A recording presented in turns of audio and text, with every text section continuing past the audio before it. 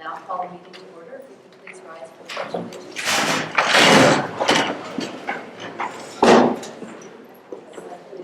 To the flag of the United States of America, and to the republic for which it stands, one nation, under God, indivisible, with liberty and justice for all.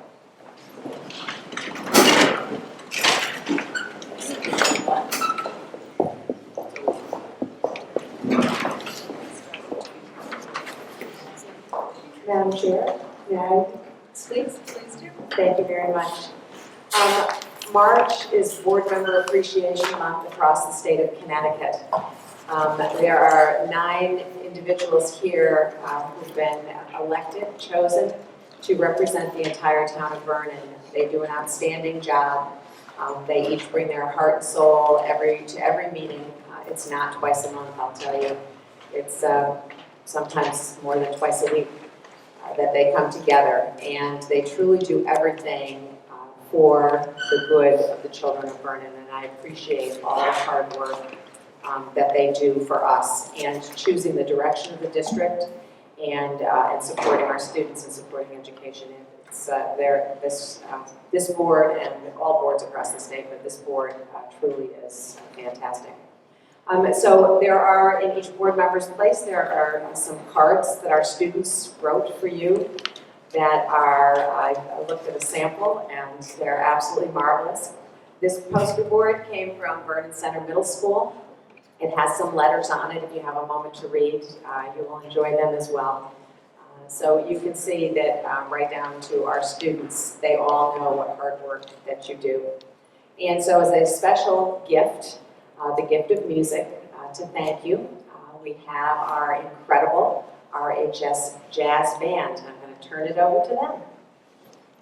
Thank you very much for allowing us to be here today for Board Member Appreciation Month. We're the Rockville High School Jazz Ensemble. My name is Eric Hutchinson. I'm the director, and we have some music for you tonight. This is one of the premier groups of the school.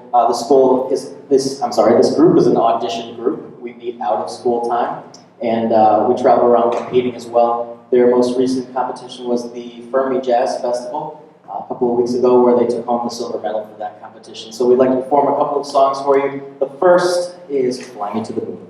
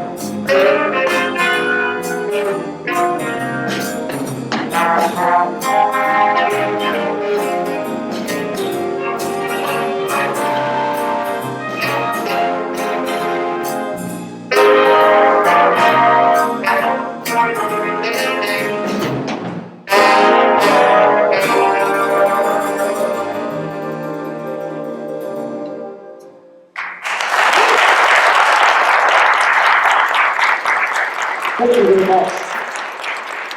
That song featured the talented Mr. Logan Blaisdell on the tenor saxophone.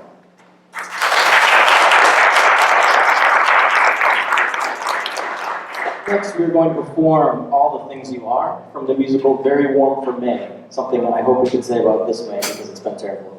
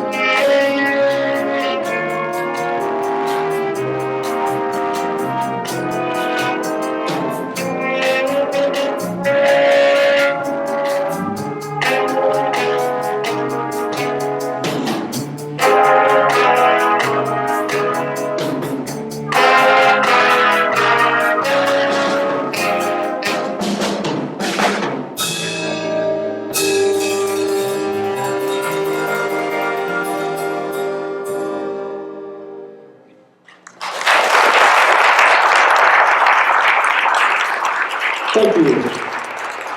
That song featured Mr. Abe Kade on the trumpet.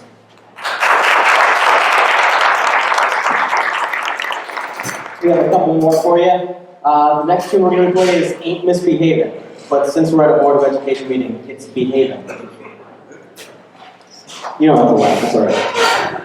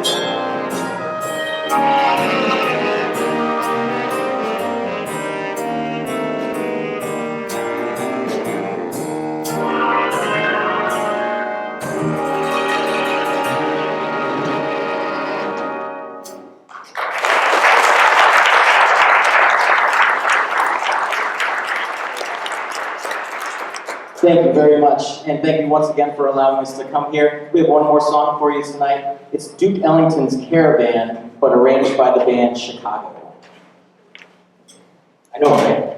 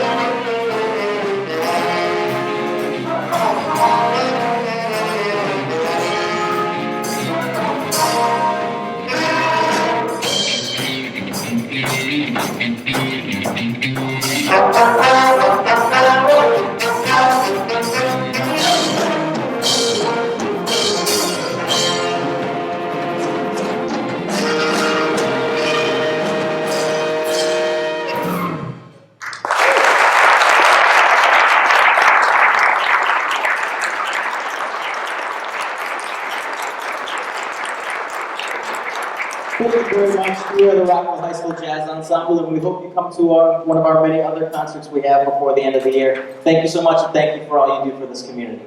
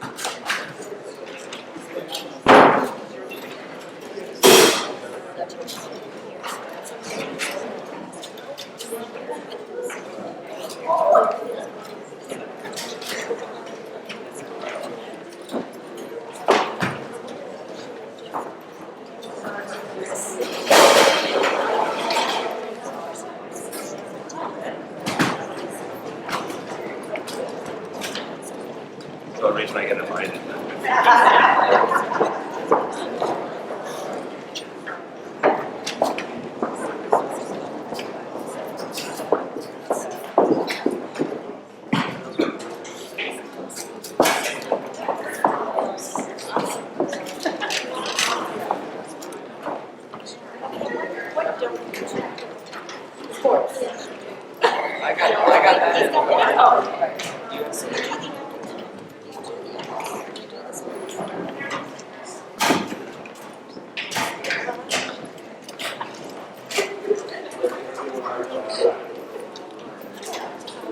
Nice job. Thank you.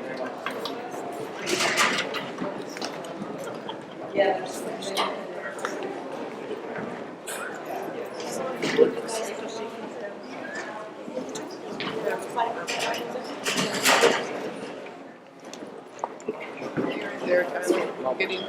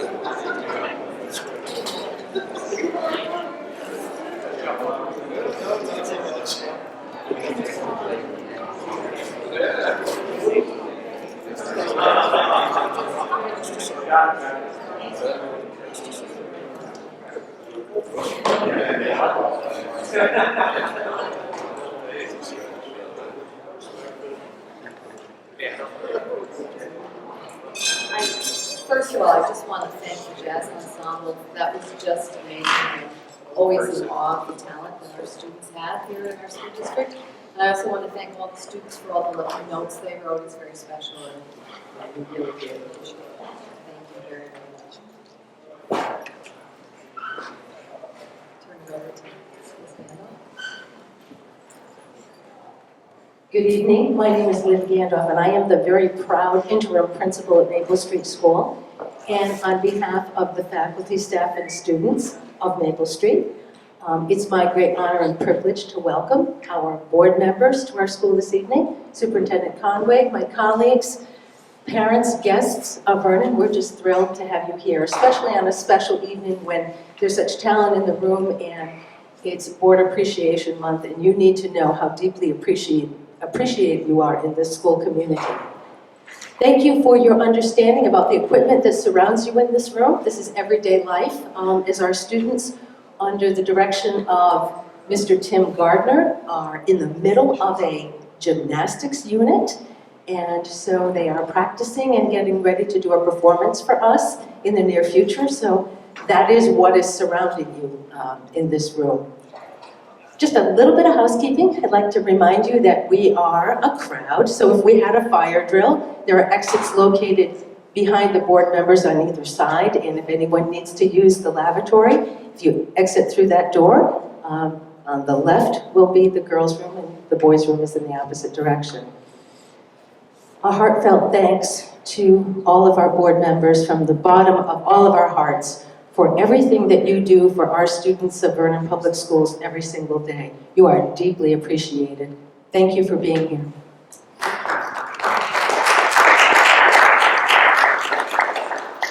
Thank you so much for that. Welcome. I hate to start the meeting, but I guess we have to. We'll move on to item 3.0, the consent agenda. Mrs. Bush, I move we accept the consent agenda. is there a second? Mr. Stanton? Anything, anyone want to pull anything? Okay. All those in favor of approving the consent agenda? It's unanimous. Thank you very much. We'll move on to the Secretary's report. 4.1, opportunity for the Board of Education to add or delete agenda items. Mr. Wolf. Yeah, actually, I'd like to just rearrange a couple items. I'd like to move 7.7 up to 7.5 slot, move 7.5 down to 7.7 slot for this evening, since we do have presenters. I appreciate it. Mrs. Bush. Second. Any discussion or comment on that? Mrs. Wolf.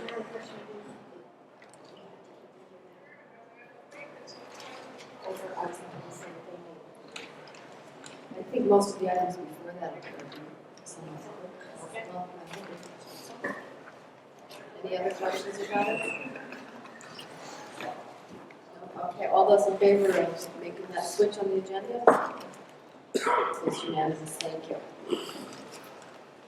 Any other additions or deletions to the agenda? Okay, moving on to item 4.2, Rockville High School Student Representative Report. Good evening. I'm just going to give an update on the new teacher and the long-term sub that we just currently. Dr. Bicker has so far been received very well. Everyone is enjoying him. He's a good teacher and seems to be going well.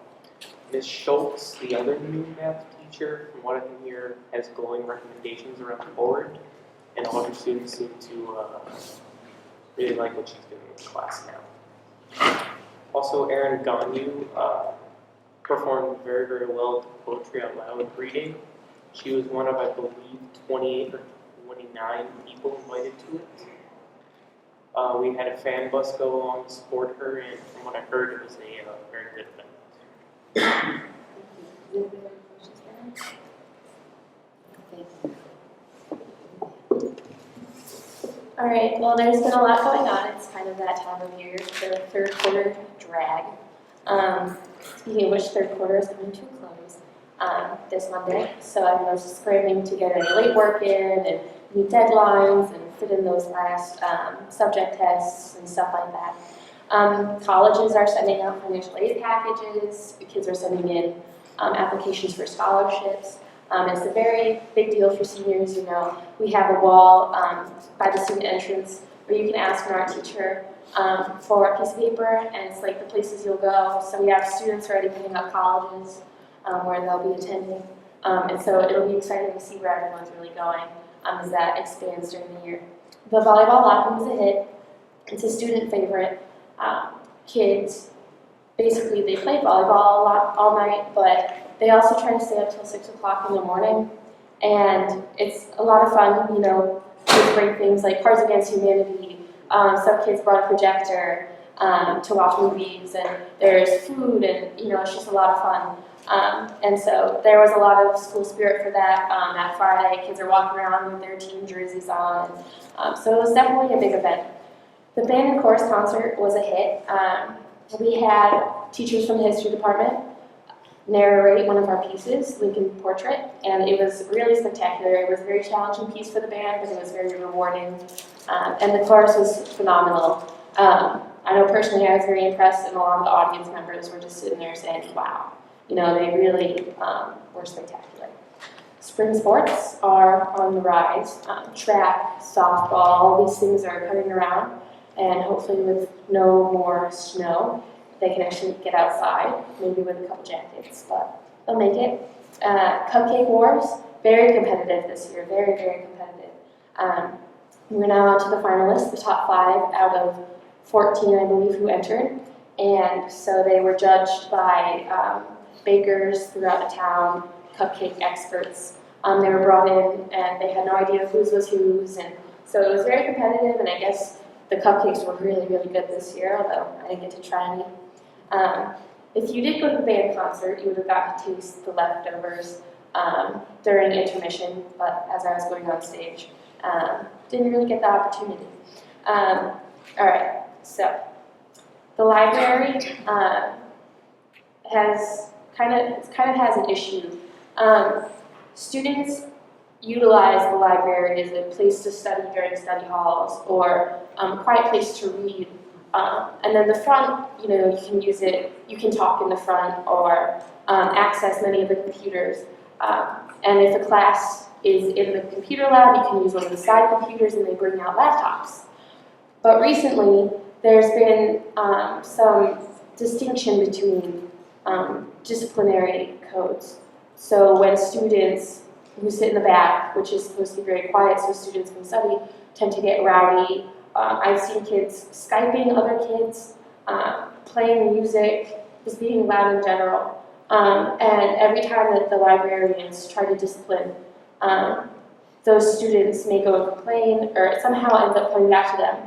And, you know, the librarians give warnings, and it's very consistent, but they kind of are getting in trouble for disciplining kids who are breaking library rules.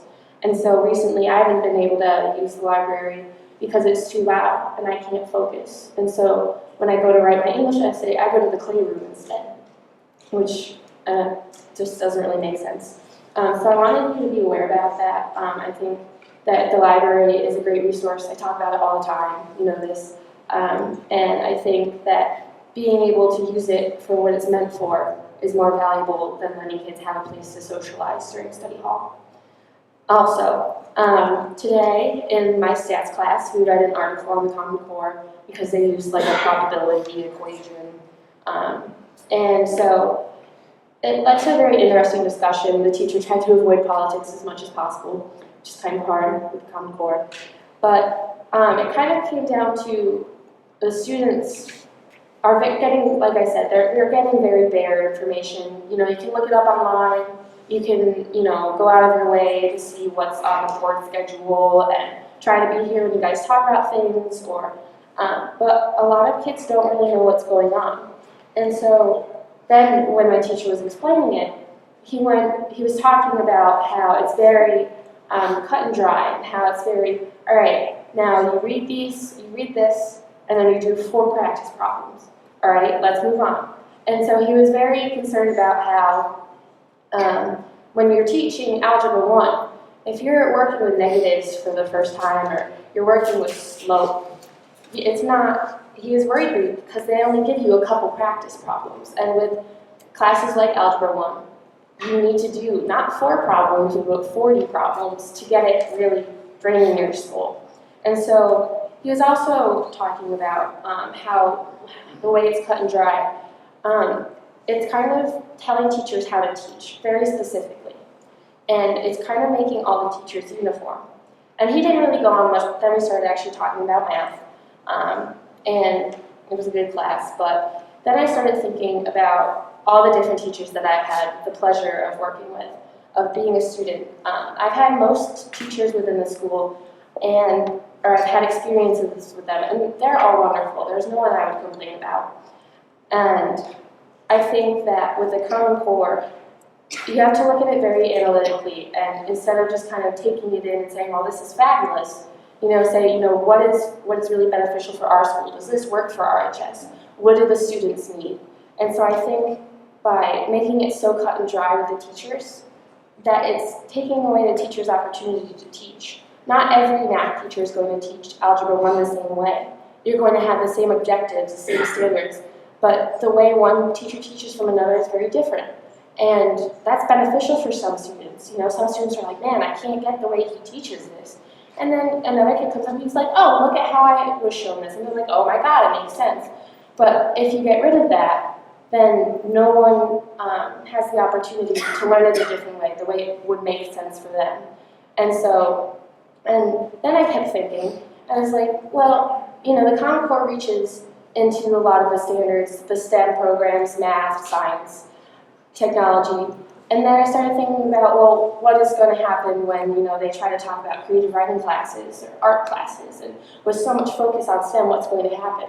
And I really try to emphasize very much how well our creative and art departments do, because a lot of the students, we have very high achieving students. We had a girl who got an $80,000 scholarship for college from one of her drawings submitted to a Scholastic Awards.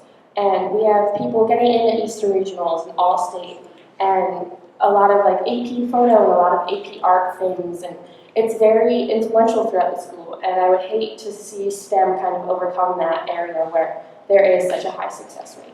Thank you.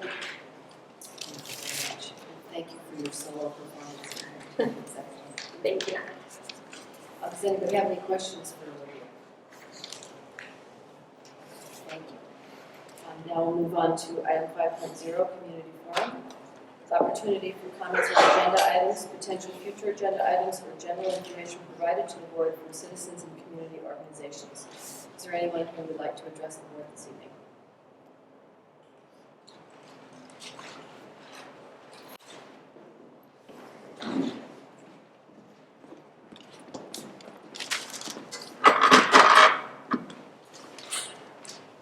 Hello, I'm Ashley Percy of 67 Overbrook Drive. I'm going to read because I don't like doing these kind of things. I'm a parent at Skinner Road School and helping with a fundraiser called Mixed Bags. The PTO has made commitments to our staff and students to provide programs and support to academic activities. We are struggling to meet all those commitments, so I'm hoping you will help us out with fulfilling those for our kids. Our Mixed Bag fundraiser included 10 free bags and several that I was able to purchase at a reduced price. At our last PTO meeting, Mrs. Simon and one of our board liaisons immediately volunteered to fill a bag. I'm hoping each of you will select a bag, choose a theme, and fill the bag accordingly. The PTO will raffle the bags you fill at our spring event. I brought some bags.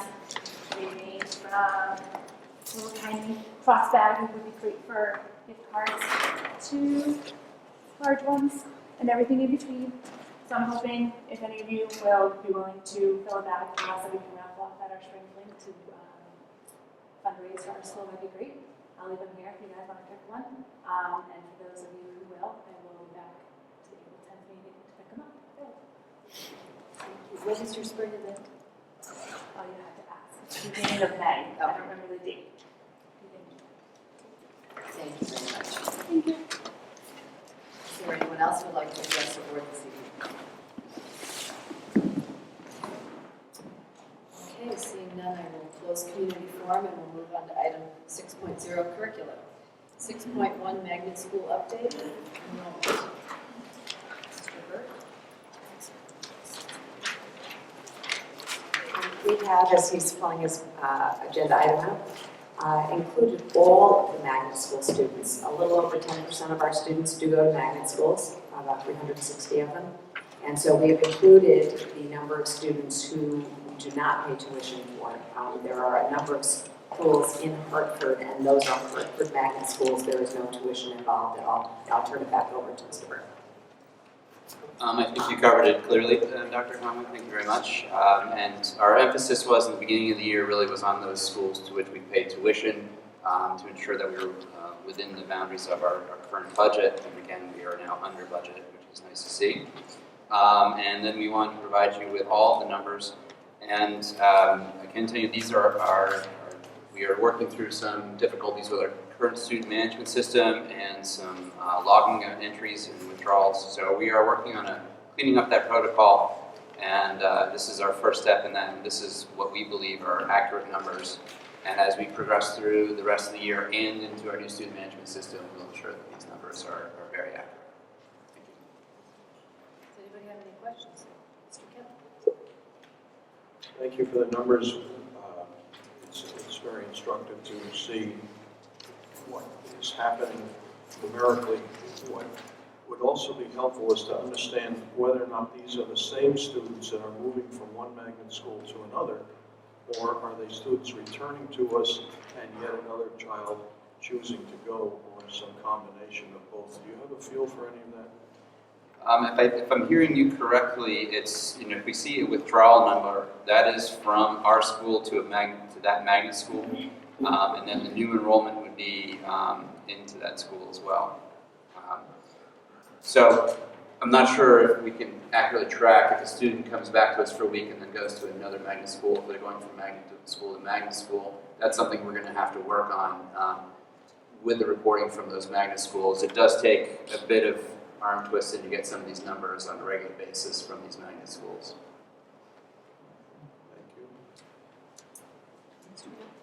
Thank you. Have you had an opportunity to actually interview some of the either students or parents returning to get a feel for what it is that's causing them to either go or come back or both? As you may recall, we are now surveying the students that are returning their parents when they are returning, and to date we've only gotten 5 of those back. And in general, it ranges from daycare issues to quality of the program within those 5 responses. And not seen any, I believe there was a survey for students exiting last year, but that was before my time. Any other questions? Thank you very much, Mr. Burke. Now we move on to item 6.2, Common Core State Standards Crosswalk for 21st Century Skills. Mr. Burke? As requested at the previous meeting, one of the things I need to note, and this is important, there's no there's no single body out there that is the definitive authority on 21st century skills. It's more of a concept. There are no set of standards. There's no single government body. This one that you have here, this is traditionally the one you'll see for most schools. The Partnership for 21st Century Skills. There are 3 other major groups out there that are all proposing their own version of the 21st century skills. So this was one document that's provided by one of the websites to give you a sense of the crosswalk, if you will, between the Common Core and the 21st century skills. In general, 21st century skills entail things like collaboration, student-centered, project-based learning. So there's no clear, I couldn't do exact a grid, if you will, of the standards, and then whether or not it matched up with the 21st century skills, because there are no definitive 21st century skills. Does anybody have any questions?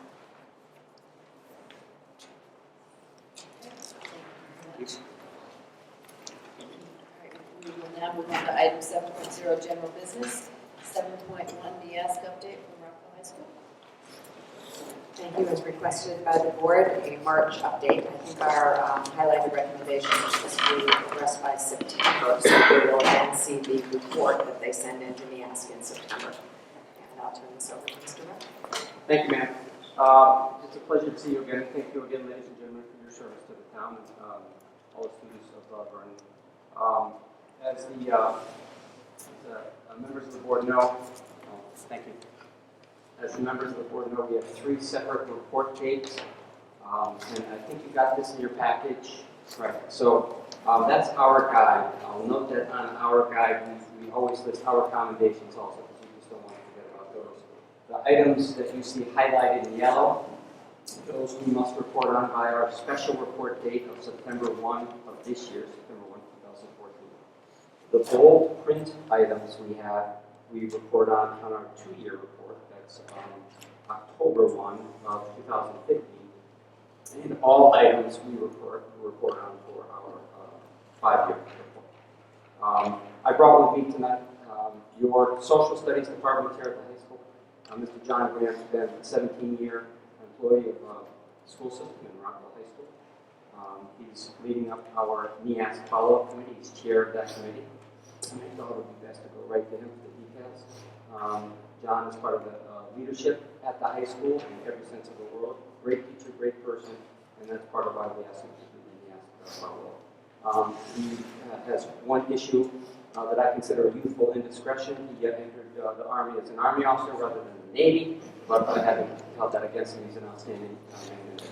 John? Thank you. I'm not doing it by myself.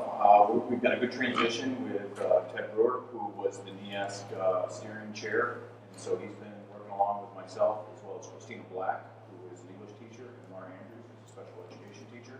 So the 3 of us are running the continuity, is what I'm calling it. We decided to approach this a little bit differently than we've done NEASC in the past. Being around for a little bit longer, I've been able to see a couple iterations now. NEASC kind of happened, and it kind of went away. And a few people continue to work on it throughout the year. So what we've decided this year is to keep our committees intact to the best that we can, moving people around here and there as we have attrition and new teachers coming. And we're going to maintain those committees that will meet infrequently, more than likely after this first year to review the report. But at least once a year, they'll get together, they'll meet, they'll continue to look and track and maintain, as I said, that continuity throughout the course of the 10 years. And so when we ramp up for the next NEASC report, it should be that much easier, and the process should be in place with documents evolving rather than being created. So that's kind of my concept of how I envision this transition period and meeting these deadlines. We're utilizing small pieces of the professional development day, very, very limited amounts. This last professional development, only the 3 committees that had a report immediately got together for a short period of time to take care of business that needed to be taken care of, and then they went back to their departments. And I envision doing that a little bit more as we progress so that we can meet these deadlines. Any questions from the board? Mr. Stanton. Go on, maybe. Good luck. So looking through this and knowing the original report, I mean, what are your primary concerns? What do we, over the next few months, even a few years, but certainly over the next few months, what should we be focusing the hardest on? What are we focusing the hardest on? Thanks, John. I think one of the ones that we have to focus on is one of the ones that's due in September. Again, we don't have to have these completed. We have to, the fact that NEAS wants us to report on them is their indication that it's an important matter. I think school-wide analytic rubrics is big for us. In our meeting last Friday with that committee, there's been a lot of preliminary work done on that. But again, I think maybe in previous iterations, as John reported, of NEAS, at about year 8, people ramped up, did all these committee reports, had to visit, and then just put everything in a box. And we all believe, let's just keep at it ongoing. So probably the first order of business for us would be to get school-wide rubrics in, more analytic rubrics. That committee has a plan in place, which is basically take out the preliminary work they did, send them around to staff for further input and revision, have further reviews in place for the fall, and start piloting them for January of next year. So that's probably item number 1 from my perspective. Any other questions? Cesar? The other recommendations that are highlighted, you'll be addressing those. All of the recommendations are, the yellow, of course, are the most important, that we need to show what our plan is on how we're going to address those immediately. Then we Those have are a- the September ones? Correct. Okay. And then we have a 2-year and a 5-year report that's due. And so many of the committees have very little work to do in terms of, I think there's one committee that only has a 5-year report that they have to worry about. So everybody has something to do, but only a few is immediate. And we're compiling that information as we meet, and on the April 11th professional development day that we have, we should have a good sense of where we are for that initial report. Will we get to see the report that you're submitting in September? Yeah, okay. Thank you. If I could just add, 2 of those items, I mean, I mentioned the score rubrics one that's important. The other 2 really have to deal with the number of referrals and things like that, but we think there's been a dramatic change in the high school, and that is essentially done. We'll be reporting about that change and things we're going to do to maintain it. The other has to do with turnaround times of maintenance requests, and from my perspective, they're very responsive, given especially the financial constraints we're all operating under. I mean, we all know that they're as short of staff as we are, but from my perspective in the building, there are emergency times we call them and say, I need this now. They make it happen, but otherwise they're from our perspective very responsive. So those are lesser important stuff. Any other questions? I just have one. Will the committees have to meet over the summer, or will I have this all done by June? We will only meet during the school time. I don't see any at this point that we need to do any summer work like the big NEAS committee report that when we do that. Thank you. Thank you very much. Thank you. Good to see you back, Mr. Webb. Good to be back. Thank you. Great to see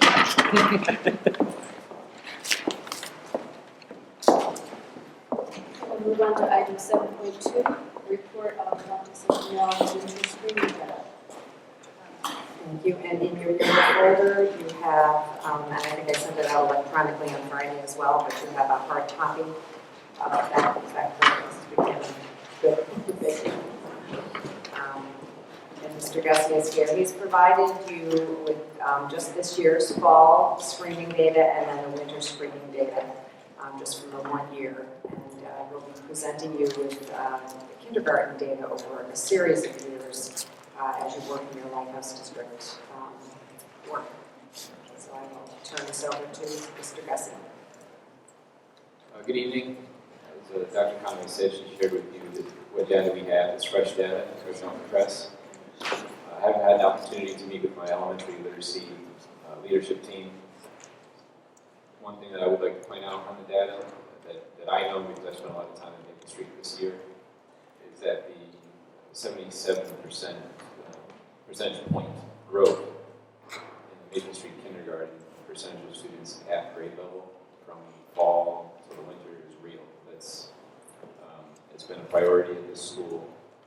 It have some more resources here, human resources, and some of the elementary schools have, and they're pouring that into kindergarten, reading, and particularly writing instruction. And there's a very significant research-based proven connection between writing instruction and students' reading abilities. And we're seeing the benefits of that here in the district.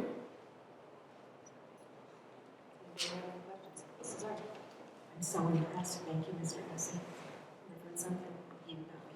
Sorry. Teachers are doing something. Yeah, absolutely. Teachers are doing excellent, really hard work, changed the way they've done things this year to a large extent, and it's making some dividends. I hope the staff hears a hearty thank you. Mrs. Bush. I am very impressed with the numbers as well, and I'm curious to know if anyone else sees the correlation between full-day kindergarten and the numbers going up. Yep. So as Dr. Conway said, she'll share some other data from prior years compared with this year's data. It's not exactly apples to apples. This year we're asking teachers to report the students' independent reading level.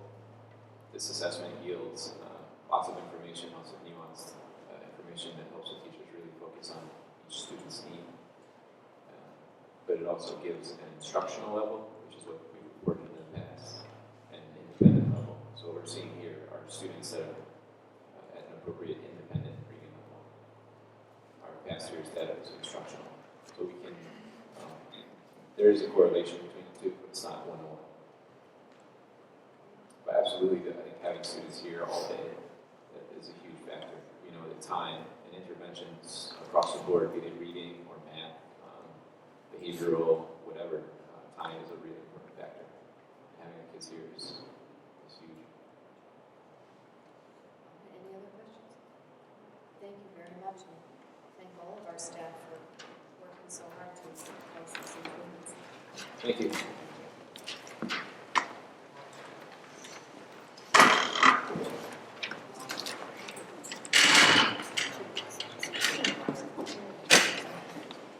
I'm going to move on to item 7.3, approval of the 2014-15 school calendar. Thank you, Mrs. Fisher. You have a proposed calendar in your packet this evening. I also included comments that we had asked for comments. I did hold a calendar committee meeting. I only got one staff member, but I thought the comments, for the most part, were that people were very satisfied with this year's calendar. The one controversial day, of course, is Veterans Day, and there are many parents who feel that their children have gotten much more out of Veterans Day being in school, because we obviously celebrate Veterans Day and honor our veterans and have them come in. This year was extremely powerful. But there are another set of parents who really believe that they want to spend the time with their children on that day because of the number of veterans in their family. And so I did put it in here as a vacation or holiday. If the board chose to go to school that day, then we would just finish on the 10th. That would be the one difference. But otherwise, it's starting still before September, before Labor Day.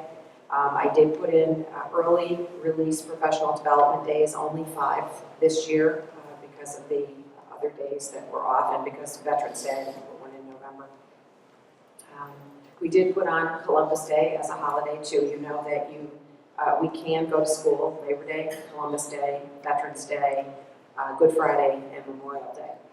So the board has those curfews. I'm not ready to fight those fights, but if the board wants me to, we will certainly do that. At Thanksgiving, the normal days, Election Day, of course, also is a holiday or a professional development day for the staff. In December, the 2 full days, 22 and 23, would be full days of school. All of our neighbors, Ellington has not published their calendar, but I do have all the other neighbors, Manchester, South Windsor, Tolland, Bolton, I can't remember the others, but I actually have them with me if you have a question. I think it's only Bolton that took a half day on the 23rd. All the others have 2 full days. But on the other end of that break, January 2nd is a Friday, and so I requested that we not come in just for one day. This year, we had it on the front end of the holiday. so that next year it would be on the back end. February, just the long weekend again, and there were some suggestions to make it one day longer, but that would be Professional Development Day on the Tuesday. In April, Good Friday is relatively early on the 3rd. All but one district has their week the 13th, which is what we had suggested there. The Professional Development Day, and again, this can be moved certainly, put in on the day after Easter to make it a long weekend. In that way, for families who are traveling, they would have the Monday as well as the Friday. And I think those are the highlights of the calendar this year. Any questions? I just have a comment. I attended the Cape Regional Directors meeting, and one of the things that came up in the legislative update was that they were going to delay the implementation of a regional calendar. So we have another year before that is coming to our boards. But I see that we're making a good effort to do it within our own region. But they're really working on having it to be a total regional calendar within our area.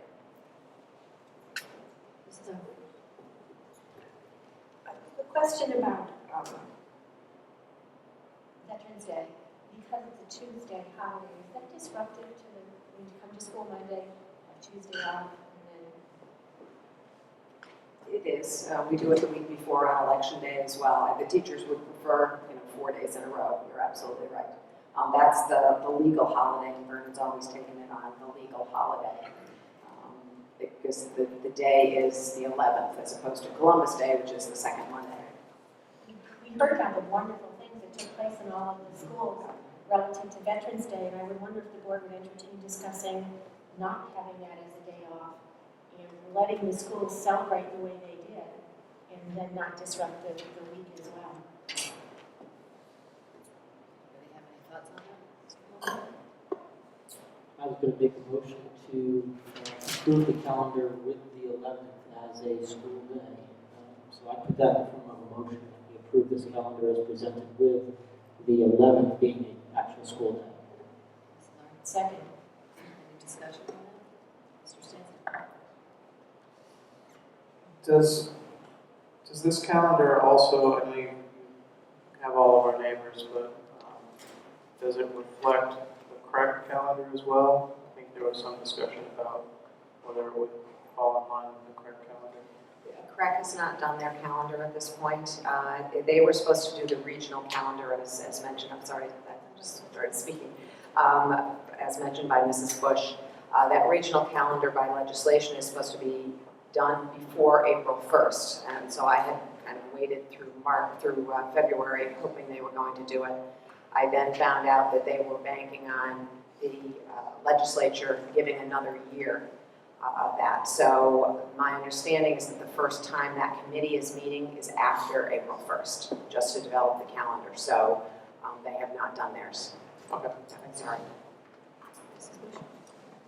My question is to the families of some of our military. They have celebrations that they like to include their families in. Will there be some kind of allowance for the parents to have their students go to these events that are very meaningful to the families? For you, Mrs. Fisher, I think most all the schools had parents in. In fact, the middle school celebration was incredible, with students walking with their family member up onto the stage and staff members as well, students escorting them up.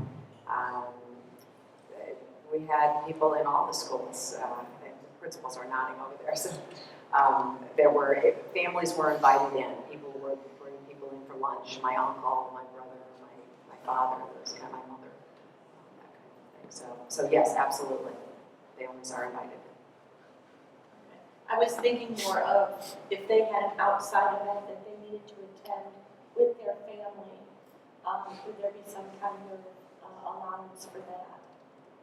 That would be an event that would be approved by the principal as an attendance event. There are significant things that you can go to that are educational that the principal can give an excused absence for it. So that would be something that we do.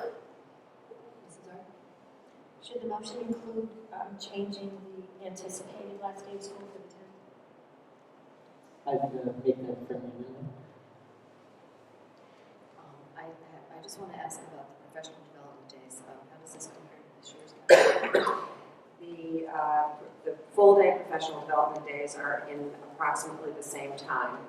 We are having the April day on the Thursday before break. Right now it isn't, it's the Friday before break. The Friday before April vacation this year. And so, and Easter holiday is the last day of vacation. So Good Friday was, the holiday Good Friday was in that week. So that's why I put the 6th there. So that's the only one that's really moved. Otherwise, Election Day is the first Tuesday after the first Monday. The 2 days before school are the Monday and Tuesday prior, and the day after President's Day was the other one. So the full days are the same, and the early release days are in approximately the same place as well. We attached it to Columbus Day weekend. We put it in the middle there. In January, we attached it to Martin Luther King Day. In March, we used to be worried about March with the testing, but the testing windows are so flexible now. So in March, it was on the 21st this year, and we moved it back to the 13th, just so that we would be 2 weeks in a row, which is what we have right now. But is it the same number of days? There's one fewer early release day, and this year, we had one in November and went to school on Veterans Day, so that would be the option. We can add that back in November. We've got a full day in November, though. Right. It's chopped up enough. So I there's just one thought it fewer looked early like- release day. Looks like less. One fewer early release day, one fewer green bucks. And my other question is, what is the school district that does not have the same April vacation?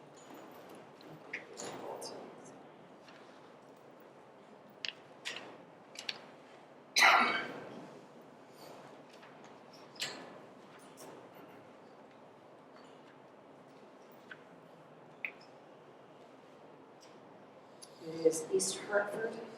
East Hartford has, starting with Easter week, Good Friday, and Easter week the following week. So they're a week ahead of us. They were looking for the 10-day break. So Are there any other questions or concerns? Okay. We've got a motion on the floor to approve the calendar with one change to basically that the students go to school on November 11th and school ends on June 10th. All those in favor? Anyone opposed? Mr. Stinson?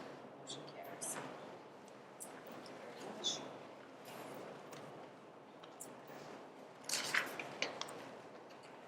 Okay, we'll move on to item 7.4, approval of the revised chemical hygiene safety plan. And Mr. Testa, as the chemical hygiene safety plan, if I recall, the board approved one years ago. Yes. Prior to doing this. And so here is the revision. Turn this over to Mr. Testa. Yes, the plan was approved, I believe, September of 2012. The update really is part of our annual update of the plan. And if I can just highlight a few things, bring a few things to your attention. On page 8, the big change is really focused on page 8, number 16. The globally harmonized system. There is a new classification system, labeling system for all chemicals outlined in pages 8 through 14. On page 9, you'll see an example of a new label and some training that we had to provide by December 1 of 2013, which we did comply with. So those are the real major updates to the plan. The rest of it is a standard plan that you had approved previously in September of 2012. Anybody have any questions for Mr. Testa? Mrs. Arden? One silly thing, Bob, on page 1, I think there's a word missing, we're going to sign off on that. Okay. Meeting hours and chemical hygiene officer has the knowledge and authority to implement. That's all. Okay, thank you. And I wondered about credentialing, with everything else that credentialing you have to be a chemical hygiene officer? Yes, part of my role this year was to be up to speed. I did go to 4 different trainings this year, specifically on chemical safety. I just finished my last training last month, so it was very helpful to me to go through the plan. We had a very good plan in place. That's something that, just like in education, on an annual basis, I am looking to always have the most current information so I can add it to the plan. Yes. And that list of specifically your responsibilities, I think it's a pretty substantial list of responsibilities in addition to everything else that you do. Should I not be concerned about that? I do have 2 facilitators that help implement the plan. And the teachers, really, the plan is developed for the teachers and their own safety. So any new teacher, we had 2 new teachers, for example, that were hired. Biology teacher this year, biology teachers that have to be trained. So they have to have, and this really speaks to the lab standard specifically. So they did have to, as part of the hiring process, they went through the training. And really, it's more of an update. But it's just good business, good safe business of how we do business here. I'm not objecting, I'm making sure that you're not overwhelmed. I mean, you have to conduct, inspect, maintain, report, control. In the budget line item this year, there was a change. There are line items really specific to safety and training and having kind of an audit, walkthrough audit that's in the budget for next year. And part of that reason was really to have an outside expert come through and really inspect our labs and keep us current with. So other trainings that I went to, I got the information that I needed. Also, it's important for us to have our labs inspected to make sure that we're in compliance. So that's part of something that I put into the plan in our budget, local budget this year, that would address the safety. That's really the main concern. So you're saying that you will have plenty of support to achieve all of your responsibilities? It's a pretty significant list. Yes. Okay. Are there any other questions?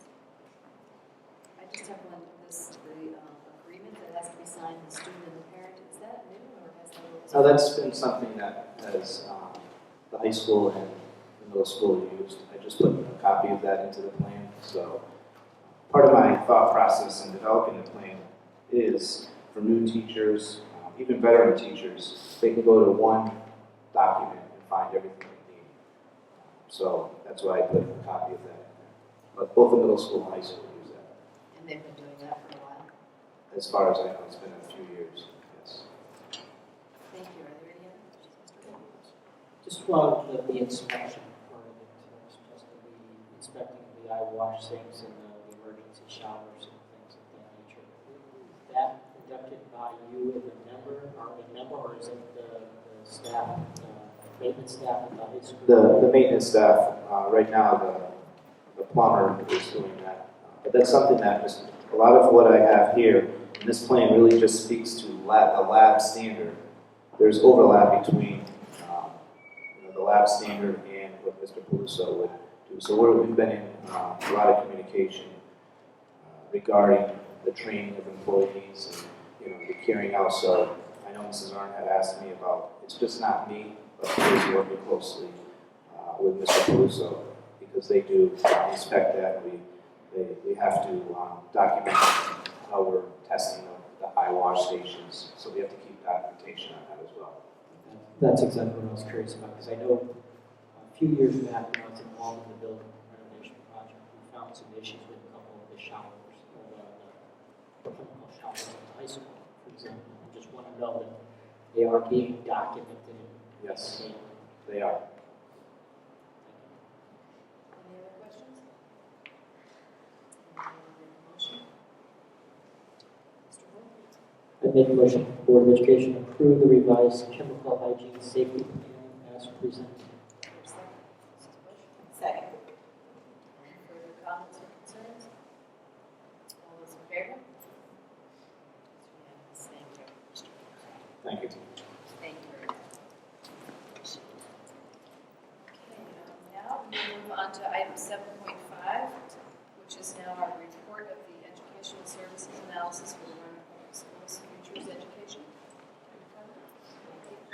And we have several guests with us. Sorry about that. Several guests with us. Dr. Michael Neiman, who is the principal of this, principal not meaning in school principal, of Futures Education, and Dr. Don Vita and Mr. Richard Labrie. Mr. Labrie was in charge of the financial side of this and produced 3 different reports: the finances, Medicaid, and transportation. Mr. Vita and Mr. Neiman were both involved in interviews of staff and questioning and trying to help us. So I'm quite delighted. Thank you so much for coming this evening. Thank you, Superintendent. To you. Good evening to the board. And let me just start by saying we do not have a futures uniform. We didn't call each other last night. It looks like we all planned to dress the same way, but this was not intentional.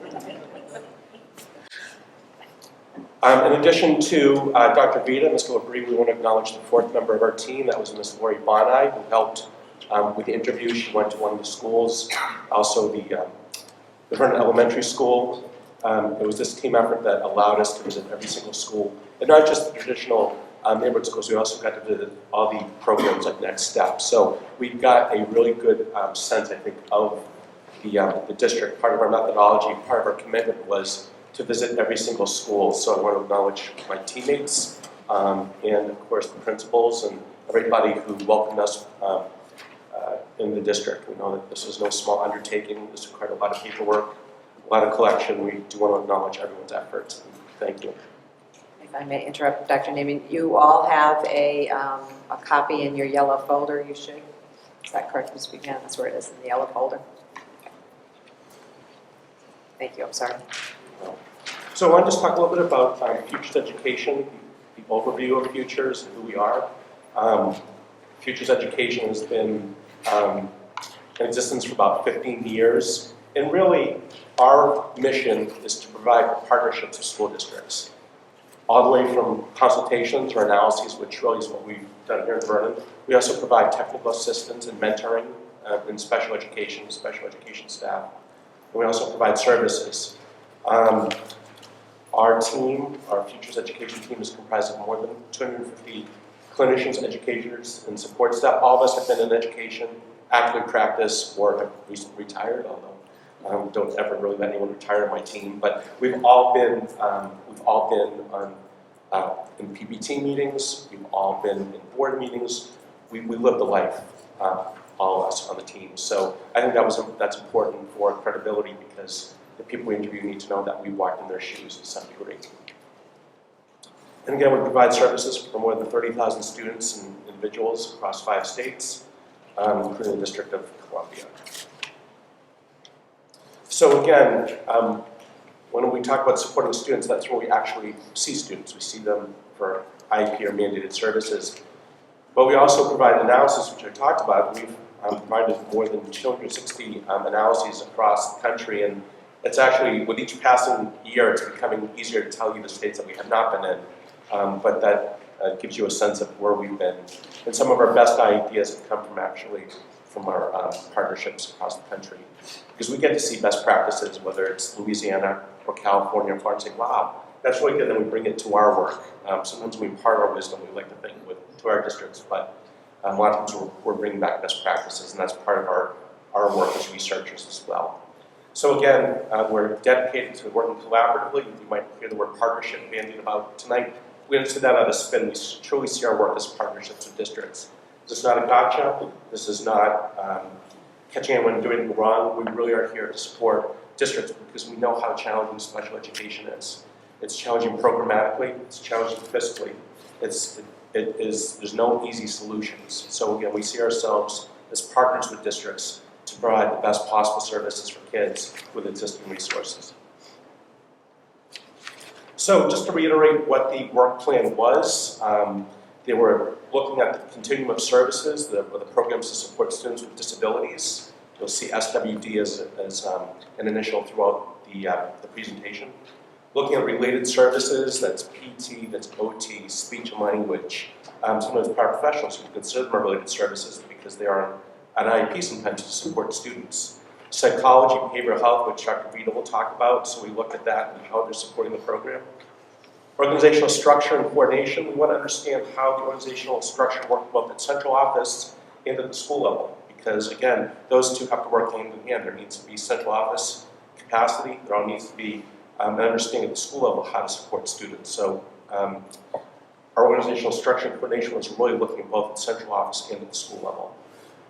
Response intervention, or SRBI, really, again, I'm sure the board has heard this more than once about SRBI, and the purpose really is to support students who are struggling outside the special education process. It's not a special ed initiative, it's a general ed initiative, and it's meant to be a systematic pyramid model to support all learners. Professional development is something we looked at. We want to understand how staff were gaining capacity to address the needs of students. And then finances, which Mr. Labrie will be talking about in the second half. We really delved into that with a fine-tooth comb. So again, before I turn it over to Dr. Vita, who'll talk more about the programmatic view, we broke down those areas into 3 areas, and really this parallels the report. Organization and culture, programmatic review, and then finance. So again, when we go through the PowerPoint, we collapse some of those constructs that we committed to because we just think that, given the inherent overlap, it was easier to talk about these areas in these discrete ways. Interviews, again, the methodology and the qualitative. Again, we visited every single school. We did a walkthrough with the principals so we can understand how services were being delivered to kids.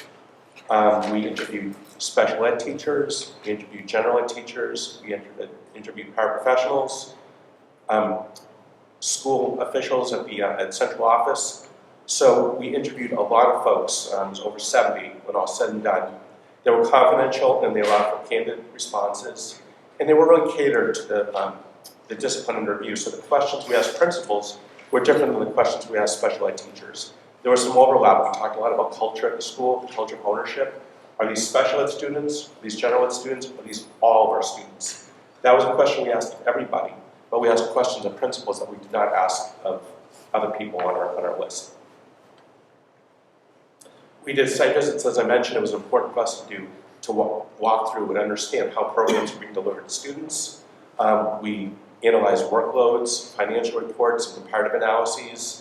You'll see a lot of references to Vernon's district reference group. It's DIRG, it's other districts that are of the same socioeconomic profile in Connecticut. That is how the state of Connecticut reported it, and we use that to benchmark a lot of our data. And then again, document reviews, among them were 100 IEP reviews, which is a really nice large N when you think about science, when the sample size is. That's 25% of the special ed population. So really feel using that methodology, we did get a good sense of the district, and that really that helped inform the results. And again, as we talk about our programmatic orientation, we go from more restrictive to less restrictive. Remember, we talk about the continuum of services. More restrictive is out-of-district placements, or special. It's really an inclusion model, but really it's anytime a student is being removed from the general ed population, that's more restrictive. Less restrictive is the general ed population. Another way to look at programmatic orientation is interventions. So how are students being intervened to support their learning? The least restrictive is a tier 1 intervention, right? That's for all kids, universal. Remember, think about SRBI as a pyramid. Tier 1 is that base of the pyramid, which is supporting all kids. And then the more restrictive is special education. A child requires an IEP to support their needs. And then placement, again, general ed placement would be the least, and out of district would be the most. And then there are 2 elements of alignment we want to talk about as we report our results, and that is horizontal alignment and vertical alignment. At the end of the day, these 2 parameters define a good special ed program.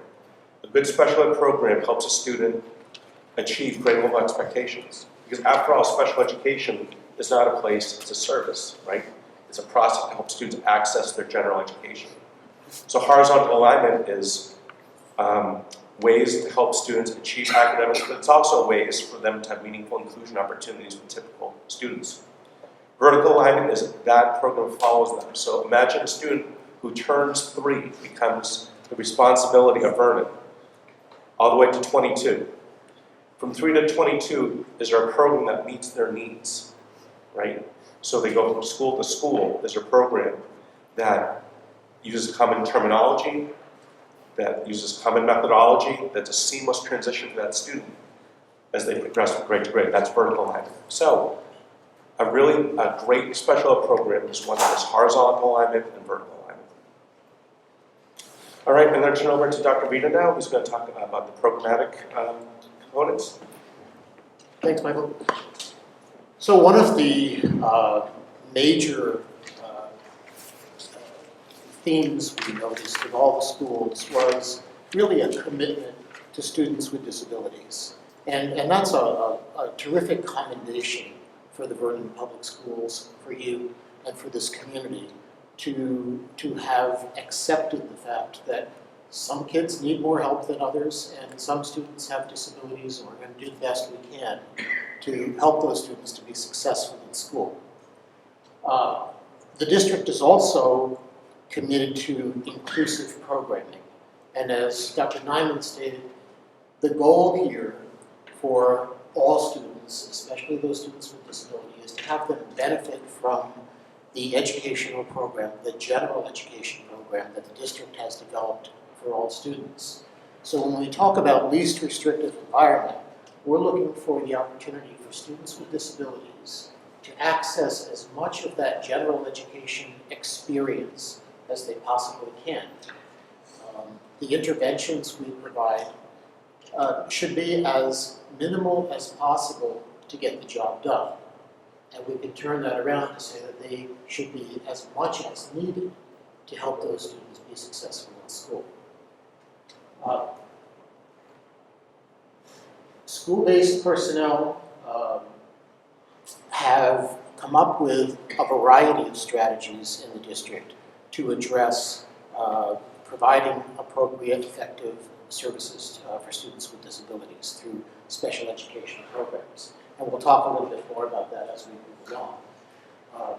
Professional development is an essential component to enhance the capacity of general education staff, and that means teachers as well as principals, as well as other support personnel, as well as special education staff to meet the needs of all students. We'll talk a little bit about program design and how some of these programmatic options can meet the needs of students possibly before they're even identified as having a disability, because in some cases students may be struggling but really not have a disability per se. One of the areas that we looked at is the organization and structure of special education in the district. And one of the challenges the district is experiencing, which is not unique to Vernon, but we've noticed that here, is that support, that communication, that collaboration between the central office and the schools.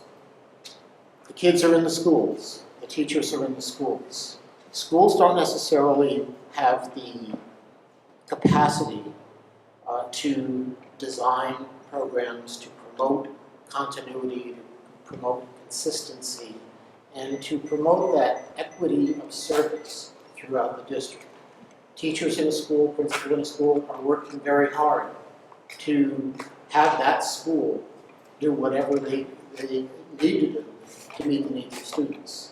But taking that in the context of a district, we want to look at how can we ensure that all students in the district are experiencing a high-quality special education program, or we'll talk a little bit more, Michael brought up the issue of RTI or SRBI or MTSS, depending on what state you're in, to provide those interventions in general education to support students before they are struggling to the point where the port of last resort is special education. So we are going to talk a little bit about some strategies that we think would help the district to enhance that communication that district-wide capacity to develop programs that will meet the needs of all students. Professional development is an essential component of this. We see that the district has done a commendable job providing professional development for general education staff on a whole range of very important issues: curriculum, assessment,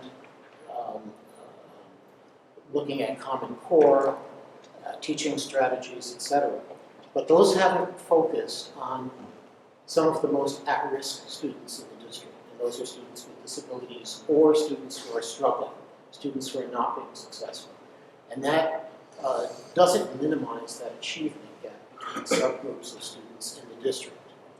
On the other side, special education teachers, while they participate in many of the general education professional development options, aren't really as attuned to the kinds of teaching strategies and expectations that the district has for its general education teachers. So the general ed teachers need to, bottom line, work on enhancing their capacity to work with students with disability and struggling students.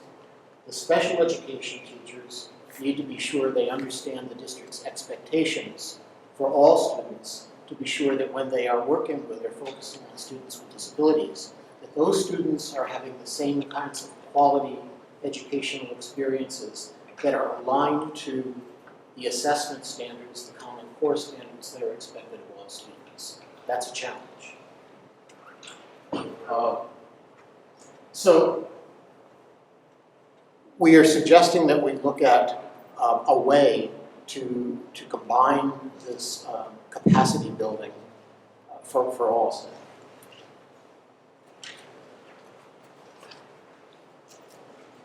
So administratively, we have a director who is responsible for personnel and also special education. We've got supervisors, a variety of support individuals.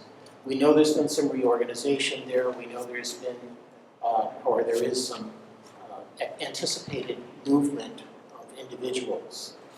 What we are seeing in the district is that there isn't the degree of support for teachers in the school and programmatic efficacy that maximizes the benefit of these programs for kids. So we're suggesting that consideration be given to how can that administrative structure be tweaked, and that may mean some role redefinitions, that may mean some movement of resources, and it's not something that's going to happen in 2 months or 3 months. This may be something that you look at and say, well, you know, we really need to do this over 2 years or 3 years to have it be comfortable for the district and get to where we need to be. Administrative organization is also fluid, so that as the challenges that you're seeing now are addressed and effectively dealt with, you may find that 2 or 3 years from now you want to take another look at that organization and see if it's still focusing on the priorities that have been identified right now. So we're looking at ways that there might be tiers of administrative support or tiers of leadership support. When I say administration, it doesn't necessarily mean an administrator. It might be some program support teachers. It might mean specialists. It might mean teachers who can provide guidance for programs. It might mean expanding programs. But to have sufficient support in the school to help teachers effectively educate students, that's the bottom line. So again, it might involve, in the second bullet there, taking a look at some of the current functions and who's doing those functions and redistributing them to make best use of the staff we have. We're not suggesting to add any money, any funding to this. We're suggesting that we better use the resources that are currently allocated to the district. A critical part of this is enhancing the capacity of principals to be educational leaders in special education. You've got wonderful principals in the district.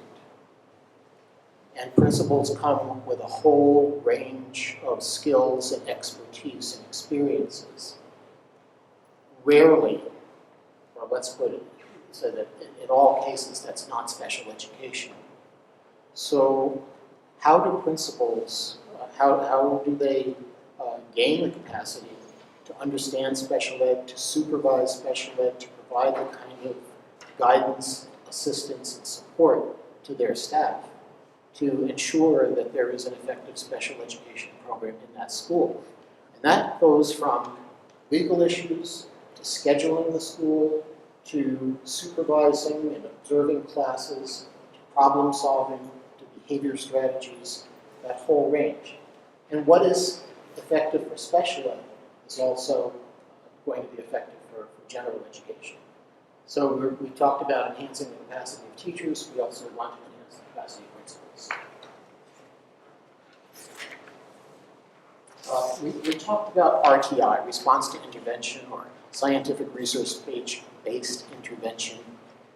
It's important that this be considered in the continuum of services that are available to support struggling students. And I'm saying struggling students because because students with disabilities struggle and students without disabilities struggle. And if those range of supports for students in general education are not meeting their needs for whatever reason, they tend to be moved down the pipeline and say, well, this didn't work, so they must have a disability, now they're in special education. When they're in special education, they're not necessarily getting as much support as they might have from general education supports.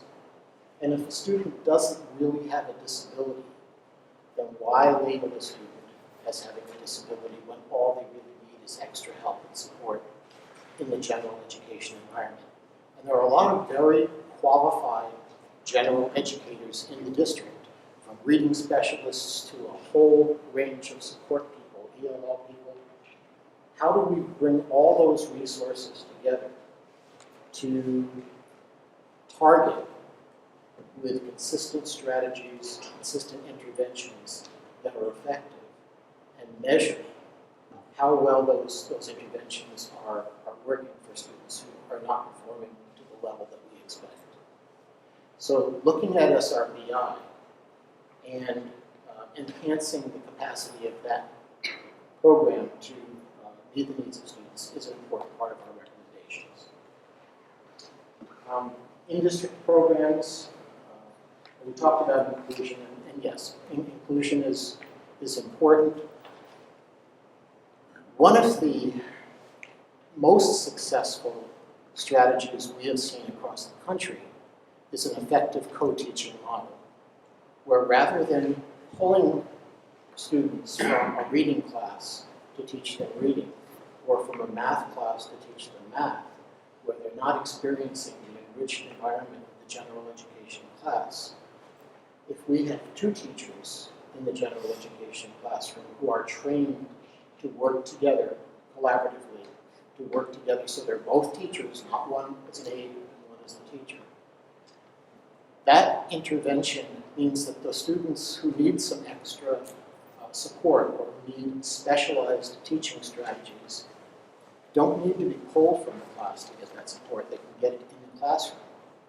It also supports those students who may not be identified as requiring special education per se, because that extra teacher can support other students as well. So there's a lot of different strategies and methodologies for how we would design a co-taught setting. But we like to talk about that as being part of that general education support, so that number one, it minimizes unnecessary referrals to special education. And it also provides a safety net for students who can be dismissed from special education. They don't need to be in special education for their entire school careers. And receive their instruction through a general education setting without an IEP and still get the support they need. Now, the district is not significantly over-identifying special education students who are a little bit higher than the norm, but there's no reason why, if students were getting the support they need, those numbers couldn't be less than they are now, with students being more successful than they are now. In-district programs, we looked at some of the, or all of the programs in Vernon, from, as Michael said, out-of-district programs, which are the most restrictive programs, to our general education classroom-based supports. Needless to say, some students need more than can be provided in the general education class. And the fuller the range of options for those students within the district, the more successful students will be and not require out-of-district placements, which are less restrictive, which are more restrictive and also, in many cases, less effective. The difficulty there is that we need to look at these in a way where Michael talked about horizontal and vertical alignment. We can look at that in a different way too, where horizontal alignment means that if you've got programs at the elementary level, and there's several of them, are they all of consistent quality? Are they of a consistent design? Are they using the same curriculum? Are they using similar instructional and behavior intervention techniques? Are they providing that equity of experience for all students? Looking at it vertically, is there a way that students move through the grade levels and through the schools and have a program that is sequential so that the expectations are standardized, teachers are trained to work with students in a similar way, and that students have a pathway? The ideal would be that they can move back to a less restrictive environment than that self-contained class, but those self-contained classes should be there to offer an option where necessary. We reviewed out-of-district placements and did not find that, I think of the 50 students in out-of-district placements, that these students were placed there inappropriately. Students need the services they're getting. If there were more options within the district, and commendably the district has developed some programs like the Vernon Elementary School program to provide the kinds of supports that students need in the district, and ultimately that will reduce the need to send some students out of district. As we look at the range of students out of district, if we could redeploy existing resources in the district to develop programs that will meet their needs here, there's less of a pressure to put them in out-of-district placements. So we'd like to see that number of 50 be reduced.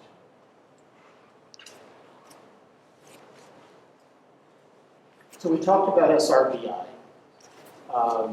That's an area where there is an opportunity for improvement, for enhancement, to standardize that program. Everyone is working very hard to support students in the best way they can, but it's not consistent throughout the district. Some schools have different intervention models. Some are very successful, some are not so successful. So we're suggesting that that be looked at district-wide to replicate the most effective practices and to develop a standard of service throughout the district. Looking at co-teaching, again, as I stated earlier, it's an important and very effective and efficient strategy that not only helps students with disabilities, but it enhances the capacity of the classroom. It's almost like embedded professional development for the general ed teacher and the professional ed teacher, or the special ed teacher, to work with typical and special needs students. One of the other issues too is as we develop these more specialized programs, there should be a model for these programs, again, horizontally and vertically.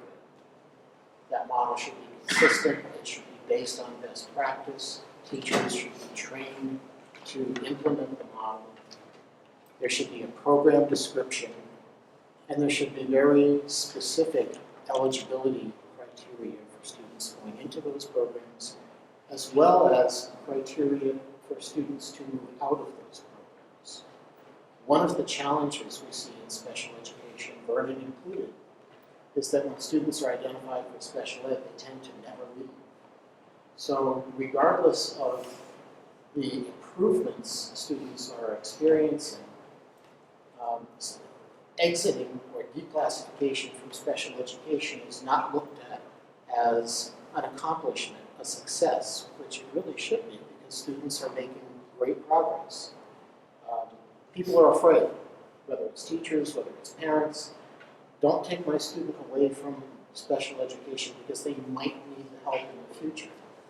Well, if we're offering sufficient support outside of special ed, students don't become dependent on that special ed support, and they can still be successful.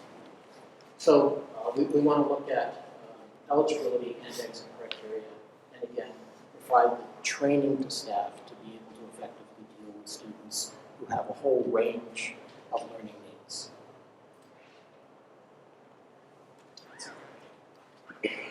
School transportation.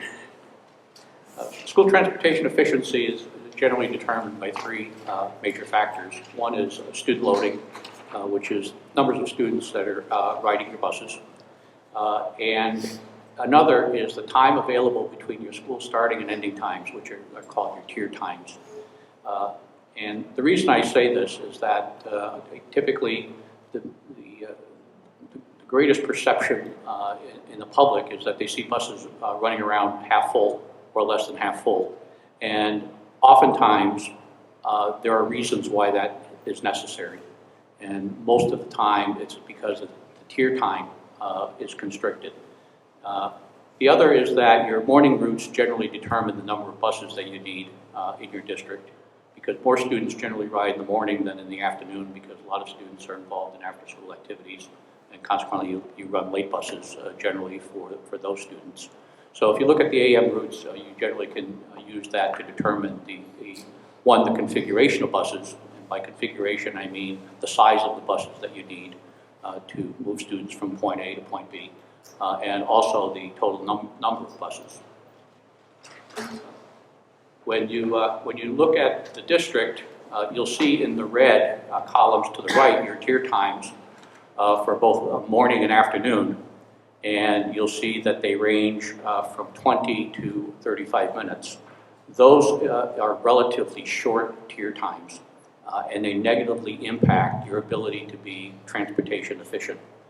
Now, the caution I have is that you don't want to just go and move bell schedules in order to accommodate transportation.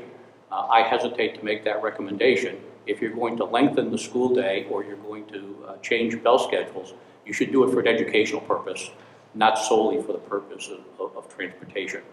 But in the event that you do look at extending the school day or changing the school bell structure, know that there is an impact with regard to transportation.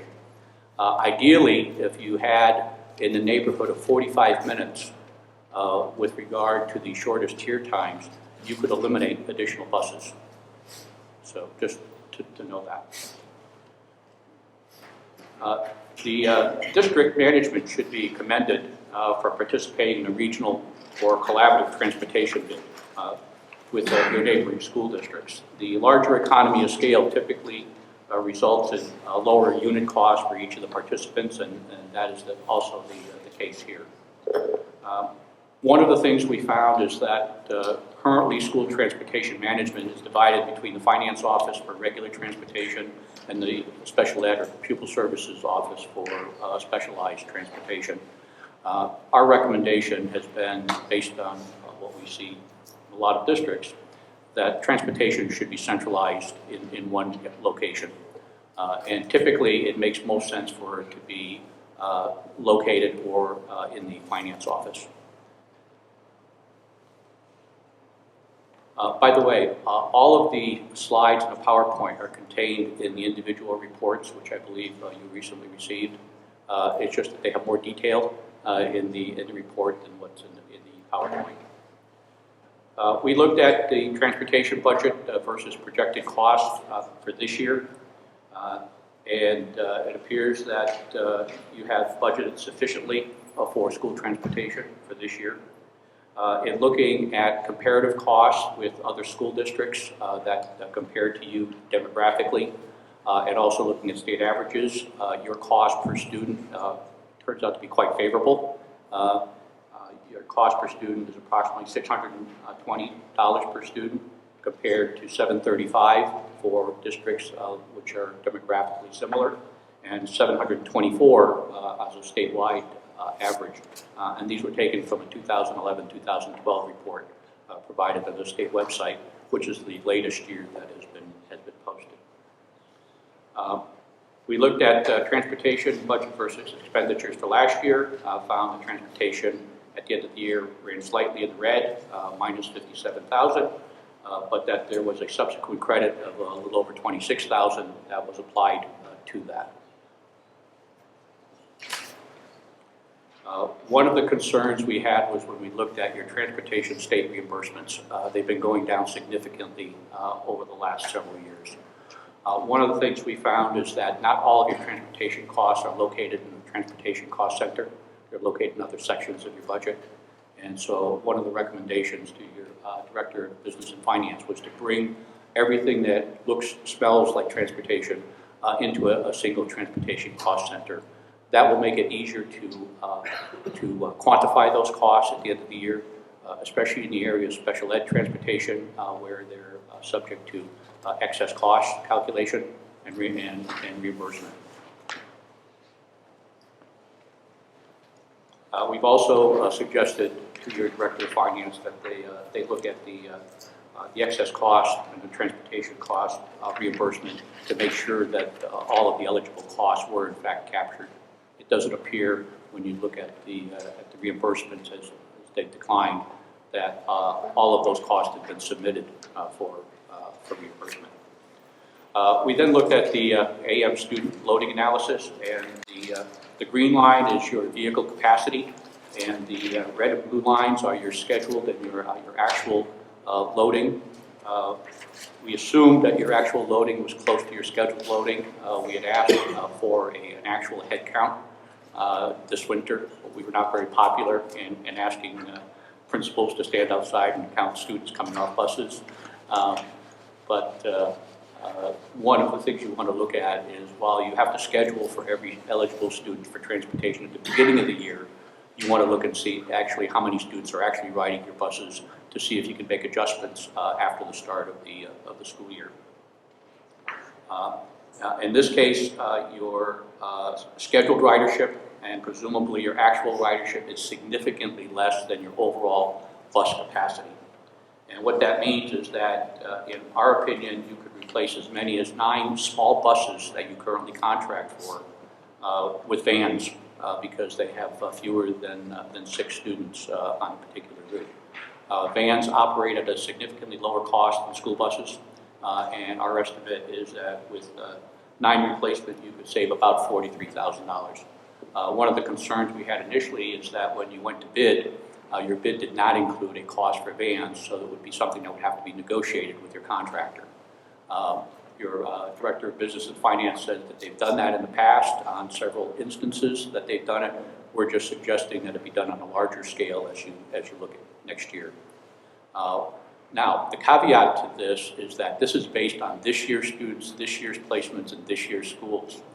The picture may look a little different after you do your grade advancements in June and where the students reside with regard to the schools that they attend next year. But typically, this is where you start. You start with the actual, you take a picture in time, and that's where you start your analysis. The other that we looked at is we looked at some of the low incidence routes, and we found a couple of routes that actually had no students assigned to them. We've suggested that based on this year's enrollment and school locations, that there were 7 students at the high school route on route number 511 that could be transferred to other routes, either a route or other routes, and that would eliminate an entire vehicle. And that would save approximately $36,000 if that were to happen.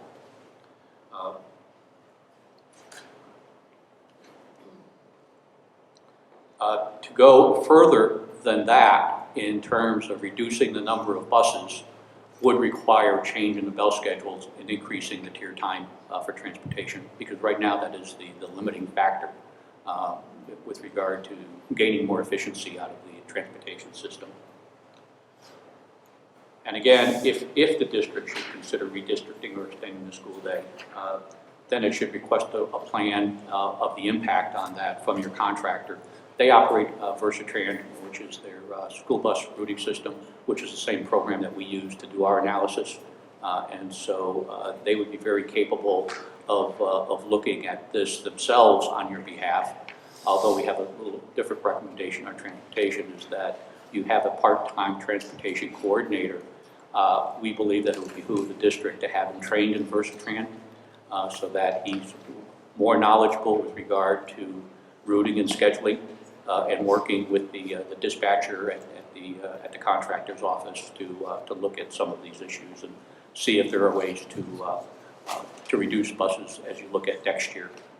I had suggested to your Director of Finance that I'm in the area all summer.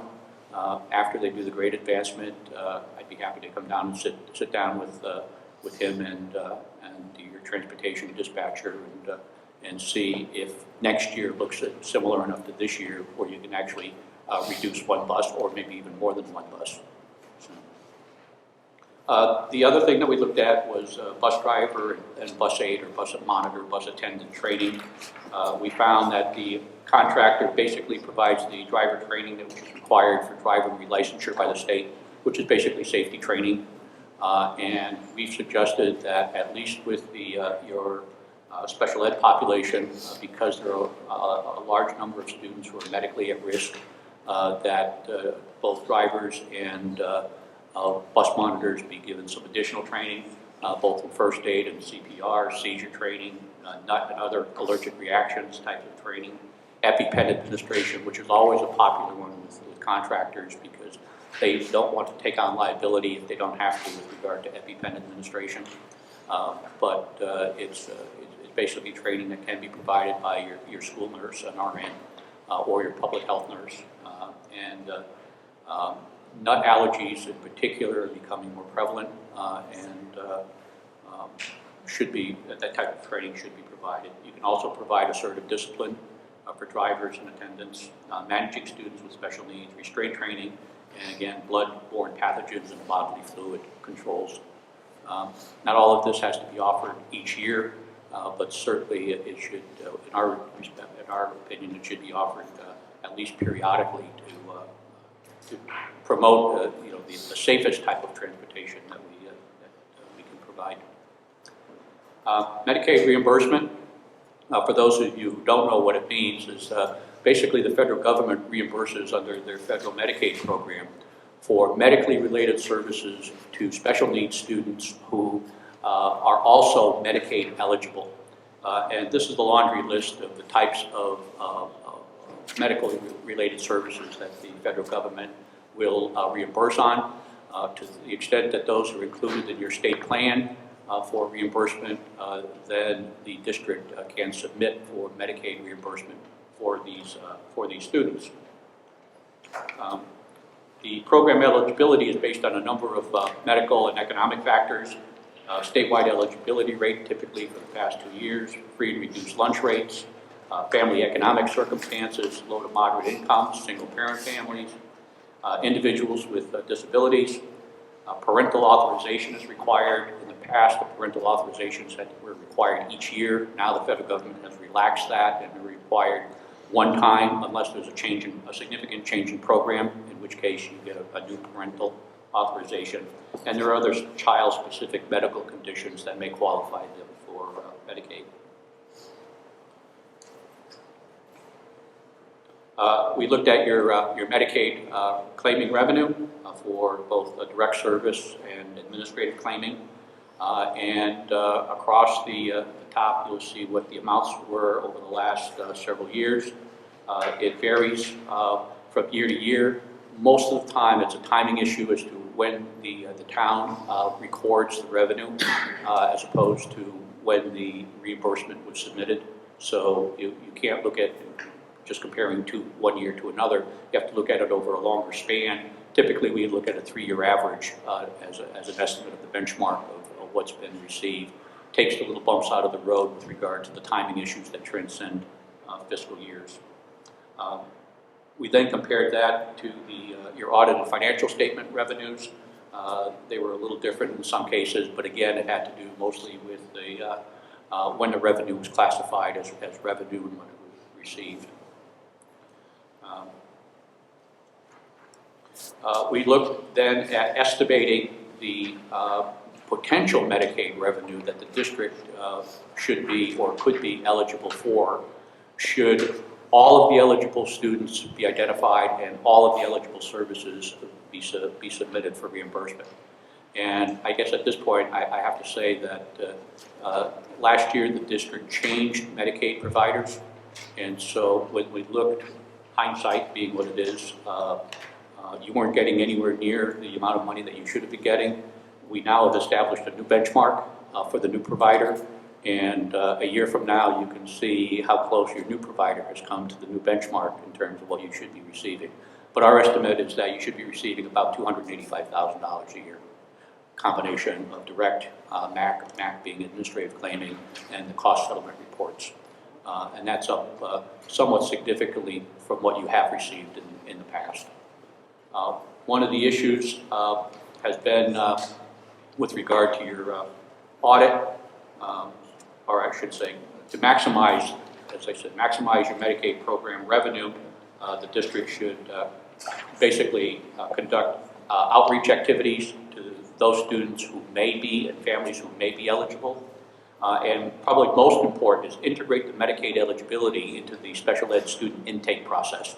Ask the right questions and help the family to go online and to apply for Medicaid revenue if in fact they may be eligible.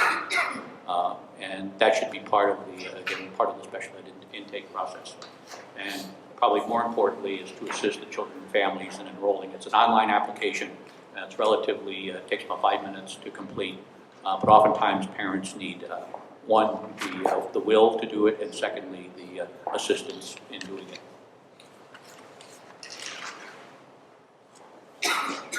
School finance, we took a lot of time with school finance. It took us a long time to understand what had happened over the last several years, and probably more importantly, why it happened. One of the things that we did note is that the business and financial staff of both the district and the town were fully trained and appeared fully knowledgeable of managing the financial management system.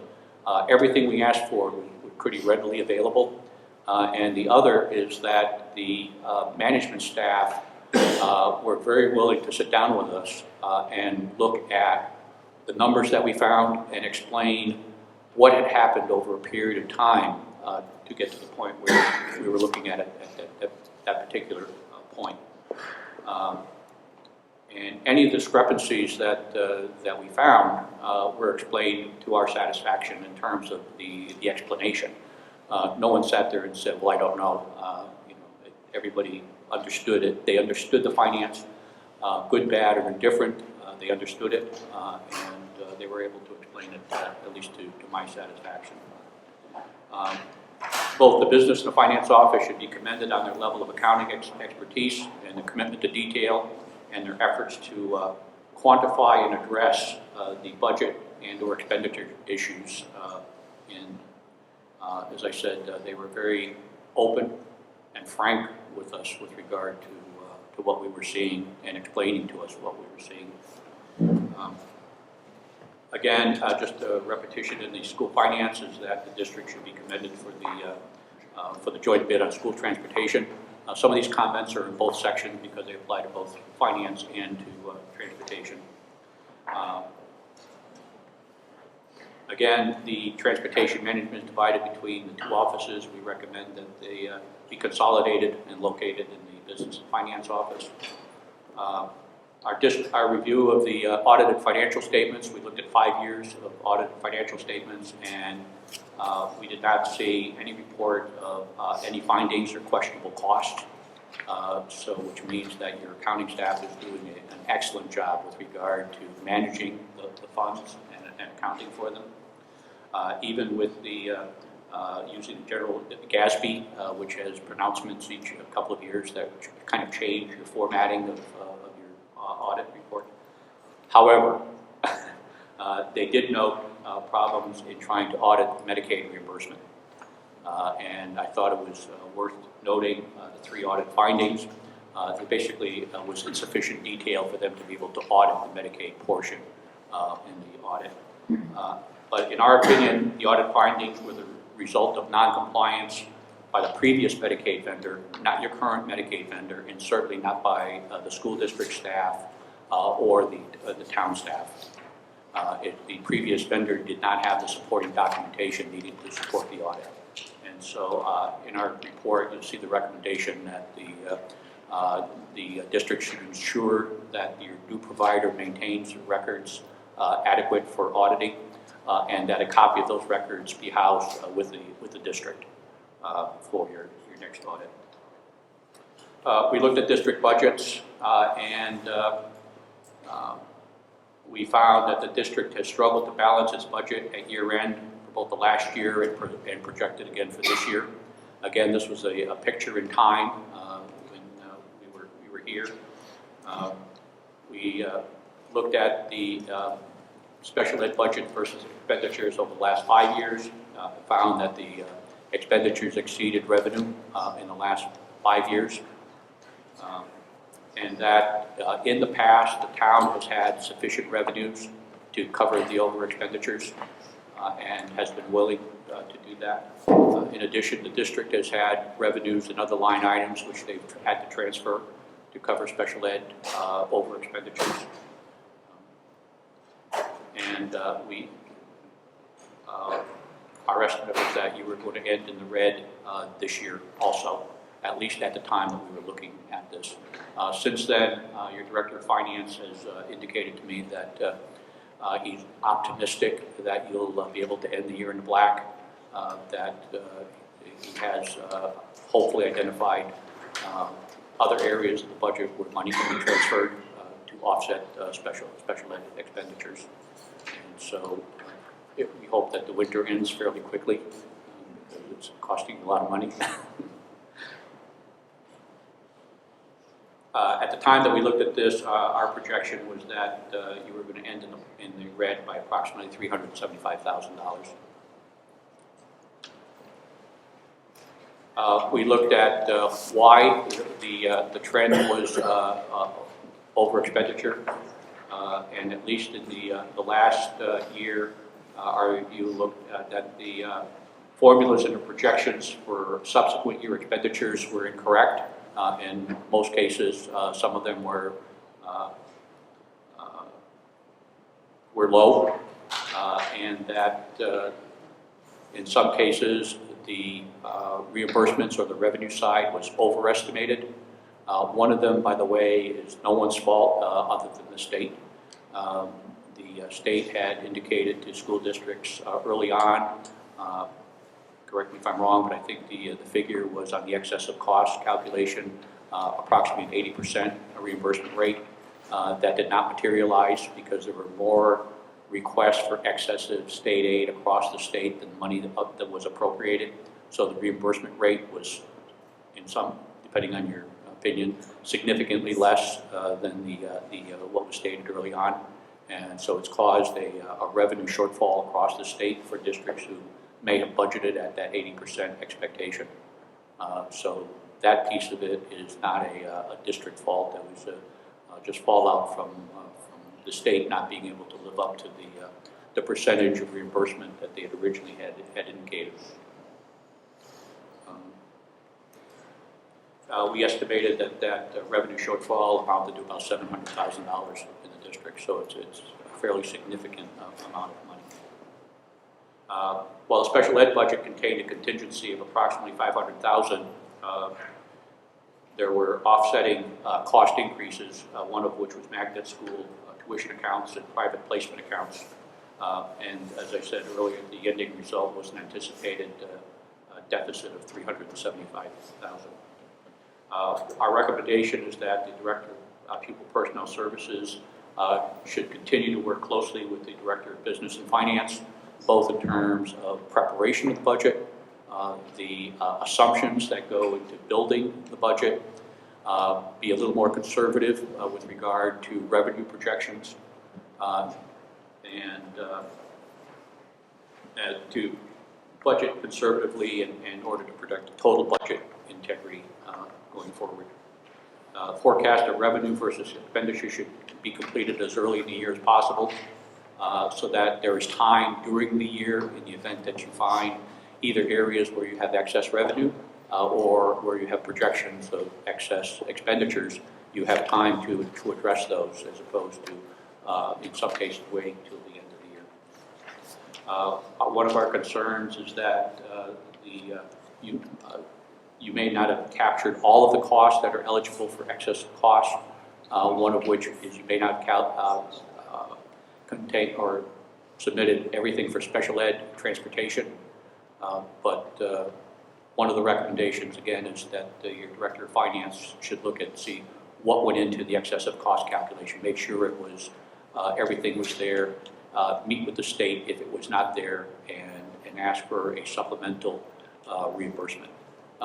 You're not alone in having in being able to do that, but to the extent that they have money available, they may or may not be able to provide any additional assistance. Again, we looked at the transportation budget comparison, and your budget for transportation between 13 and 14 went up approximately $114,000 in total. $112,000 of that was for special ed transportation. We looked again at revenue expenditures.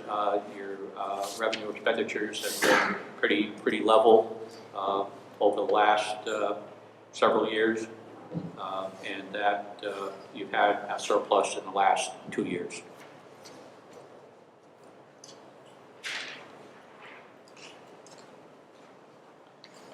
Again, we looked at budget information, and again, we saw that all transportation associated revenues and expenditures line items should be contained in a single cost center.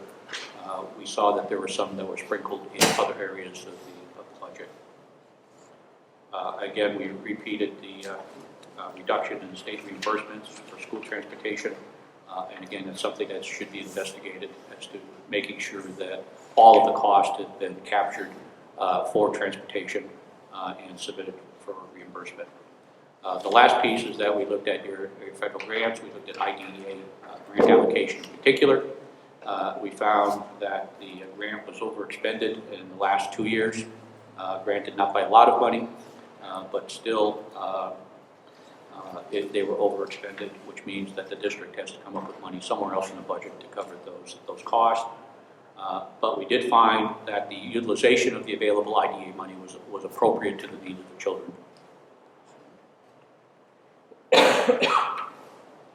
And looking at this year, at least as of February of 2014, it did not appear that your grant expenditures would exceed your IDEA budget this year.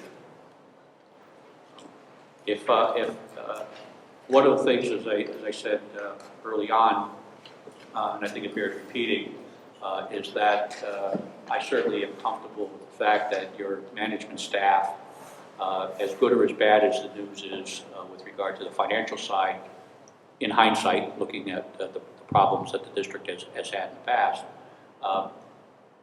they are certainly committed to working to improve that. And at least with me or with us, they were very open about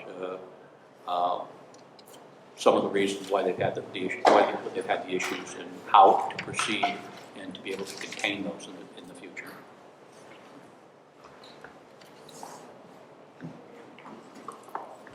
Thank you very much. It's a lot of information. Does anybody have any questions? Mr. Kevin.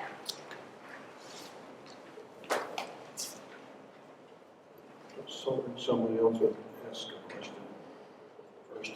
What? Anyway. One of your recommendations is that we should consider hiring a CPA firm that has expertise in the areas you discussed. And for me at least, it's hard to try to understand where we really are in trying to achieve submissions to the state for receiving money for excess costs. Now, it's on the one hand, you can't catch every fish in the ocean. So where are we in comparison to that extreme and needing to hire a CPA firm to address the problem that we've had that you articulated in non-submission? The recommendation is an option for the district. It's not a firm recommendation to hire a CPA, but it's an option to bolster your finance department with outside expertise. There happens to be a CPA in Connecticut who has been an auditor in addition to being a CPA, is familiar with working with school districts that are struggling financially and with towns that are struggling financially. And I suggested it because he has the insight and the experience to be able to provide you with some technical assistance at a relatively lower cost than going out and hiring somebody to augment your financial office. That's the kind of the background of where the comment was made. With regard to your excess of cost calculation, I don't have that information with me here, but it's certainly something that I can look at. I can tell you what the excessive cost request was as compared to what the excessive cost reimbursement is likely to be by the end of the school year.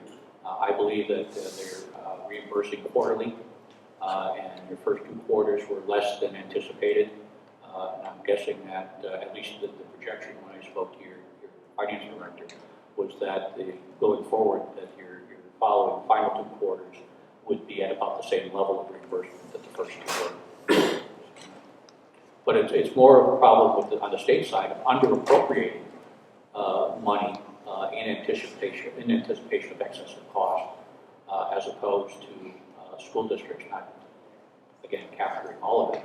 But school districts, as they get more financially strapped, are looking to put more and more and capture more and more in their excessive cost calculation. Well, we know the state doesn't step up the way it should. We know that. But what I'm trying to get a feel for is how unusual is this, and to what extent, but what? It's not unusual for school districts not to have captured all of their excessive costs. Okay. It's more a matter of a degree of how much you've captured as opposed to how much you have not captured. And that's what I'm trying to get a feel for. And if we were to employ the services of the CPA firm, would that be a short-term duration you would recommend versus over a year or 2, or what do you? Oh, no. I'm thinking one time, perhaps for a couple of weeks. I mean, this is relatively short money to provide some assistance, some technical assistance. He's not a futures person, by the way. He's an independent auditor.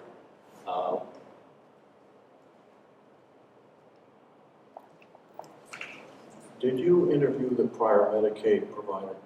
I did not. I only looked at the records that were provided to the district and looked at the revenue side of the amounts of money that were received by the town for Medicaid revenue. So were they non-compliant in a request for an interview, or did you? No, we saw no reason to interview them. No, we were only concerned with quantifying the amount of money that was received by the town in actuality as compared to our projection of what the potential revenue could be, and looking at the disparity. Sometimes the Medicaid numbers are very close. I mean, oftentimes in school districts that are doing a good job with Medicaid, whether they're doing it inside or doing it through an outside billing provider, oftentimes our projections are that they're getting most of what they're eligible for, and it's not worth the added expense or the added time and effort for a relatively small amount of money. Well, in this case, it's a relatively significant amount of money, we think. And since your new billing provider has just started, as I said, we now have a benchmark of what district potential revenue should be. And at the end of the next fiscal year, you can measure your actual revenues against the benchmark and make your own determination as to how effective the new billing provider has been. Any other questions, Mr. Kim? I'll go one more time. And Mrs. Art? We can only have the floor one more time, that's why I wanted to ask.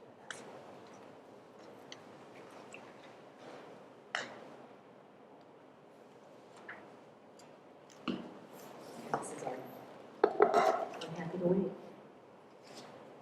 You're all set? You're all set?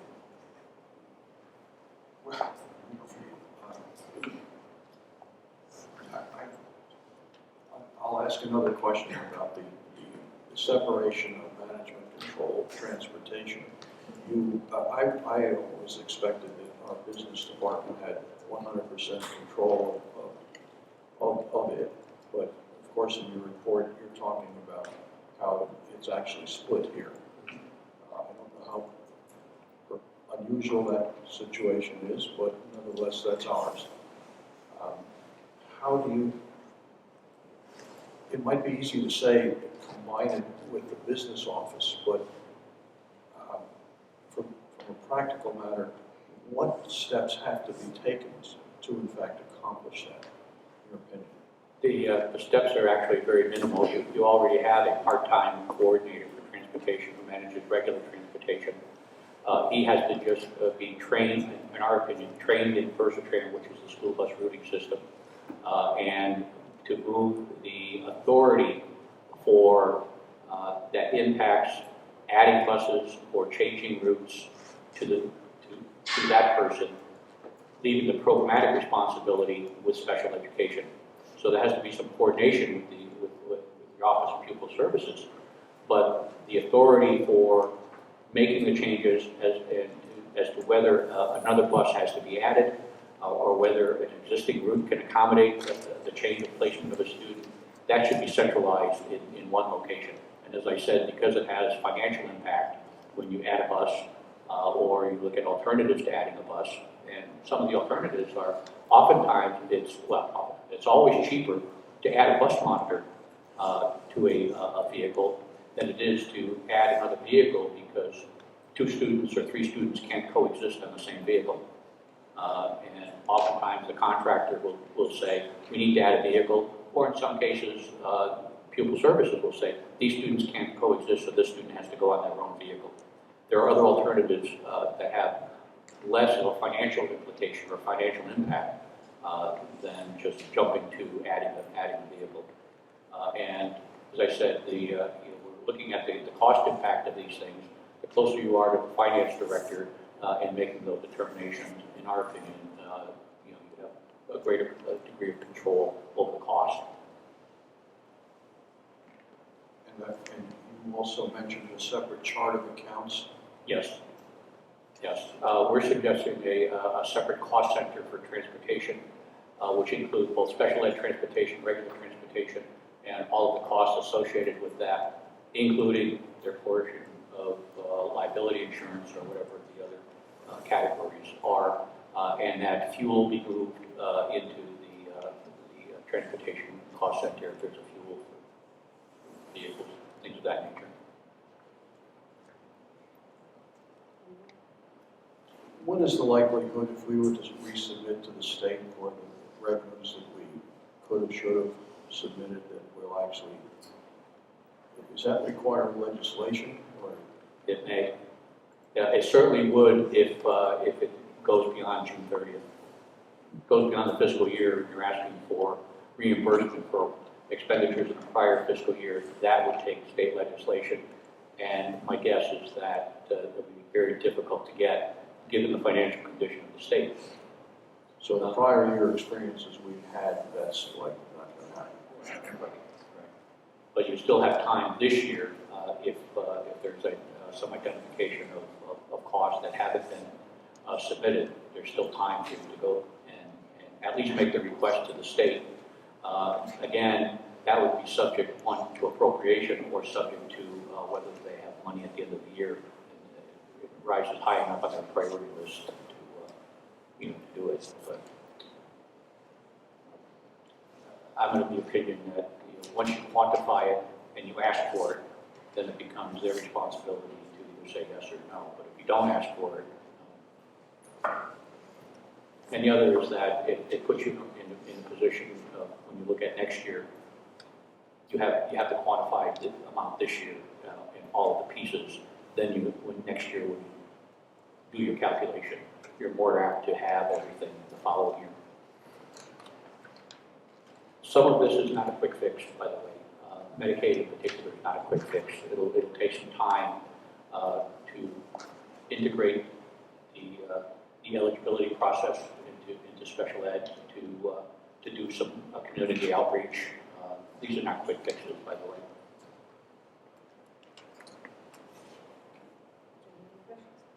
And also, we don't do Medicaid billing, so we can help you in the process, but we don't do Medicaid billing.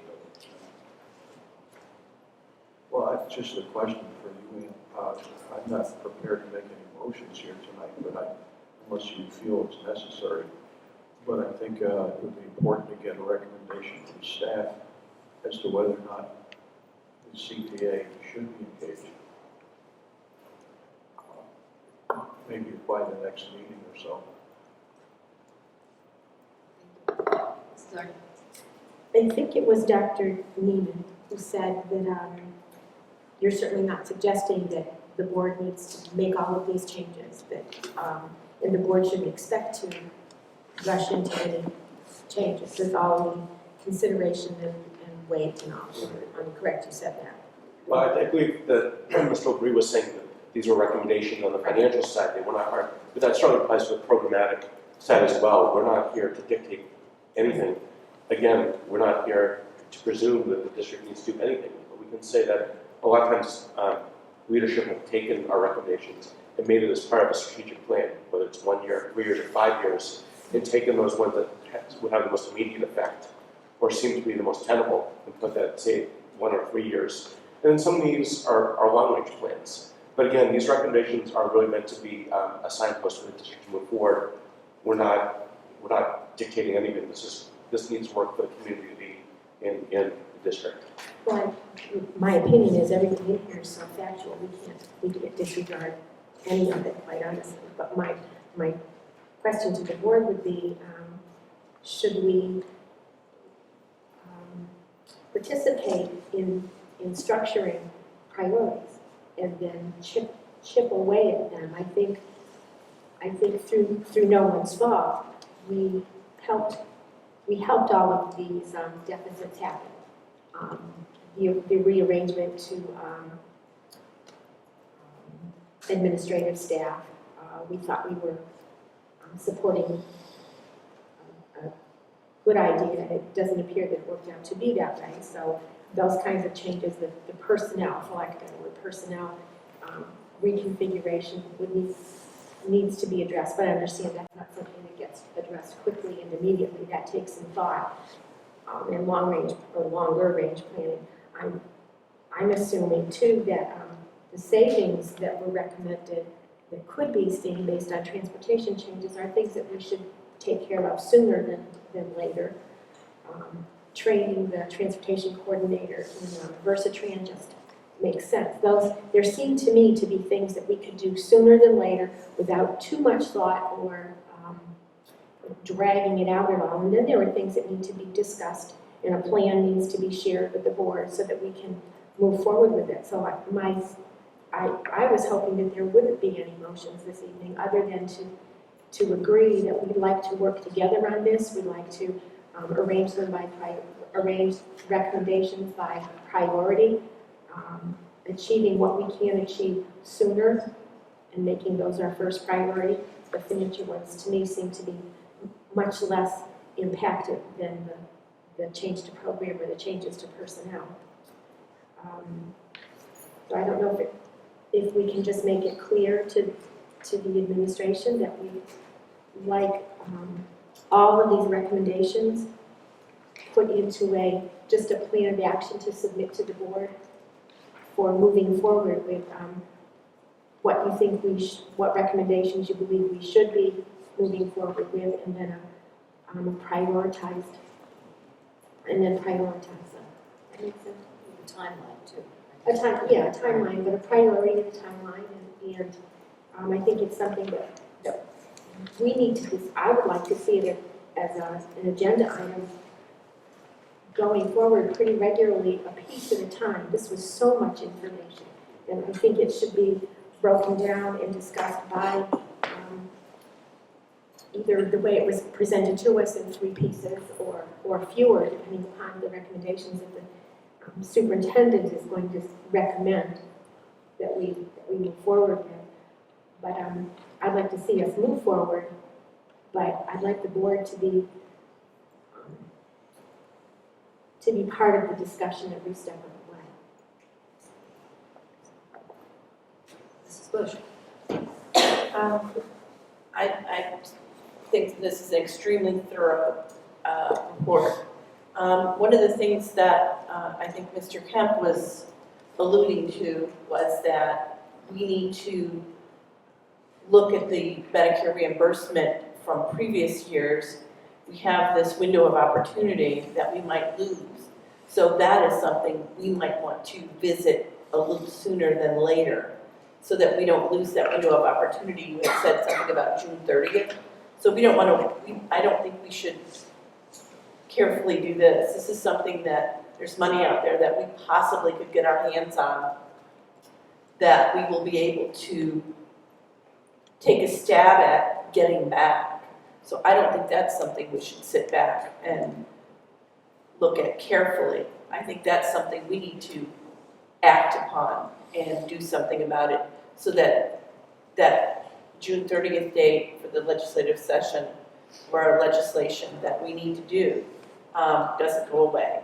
A couple on the programmatic review, talking about the idea of co-teaching and putting teachers together to work. Now, would it add to the amount of teachers we have to have, increasing our special ed teachers? And another question is, would it put a burden on the classroom teacher to work with the IEPs to develop and be responsible for them? Those are some of the questions that I would have from your prior knowledge of how these programs were implemented. Based on what we've seen, we're not suggesting that there be an increase in staff. We're suggesting that we look at this programmatically, number one, so that continuum, there is co-teaching, and there's also a pull-out, there's also self-contained classes, so the district does have a variety of appropriate options for students. So what it would entail is identifying and training those teachers who would be involved in a co-teaching situation, identifying, working with principals so they can support that situation, have individuals in positions, probably teacher level positions, where they can support those teachers and programs along that continuum. We see that some programs would need to be developed along the self-contained lines for students with more significant disabilities.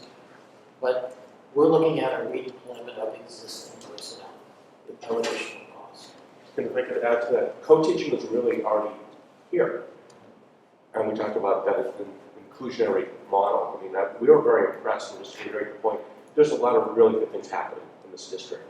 The strong leadership, Dr. Vita mentioned the strong principal, we're impressed by central office leadership. There's a commitment here to do the right thing for kids. That's already there.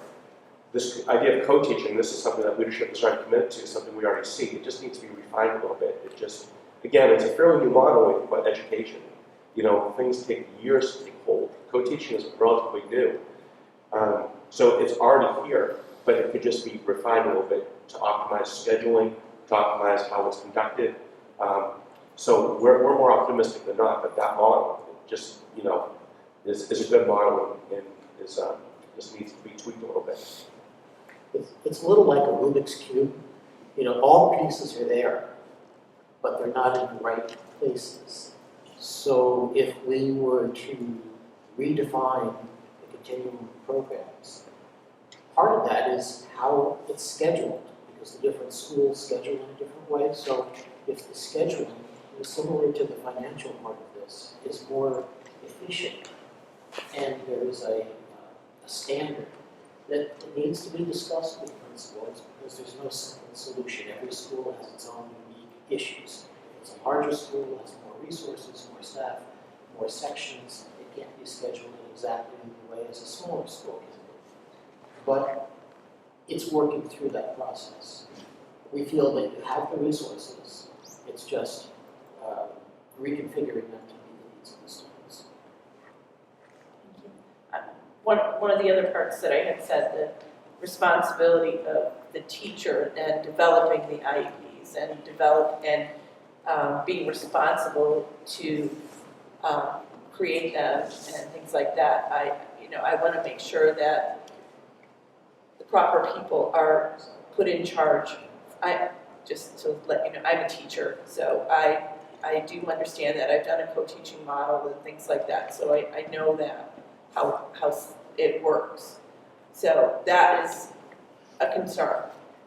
And that's where we're talking about that support, so that teachers who are not experienced in this strategy will be provided with the support they need to be successful.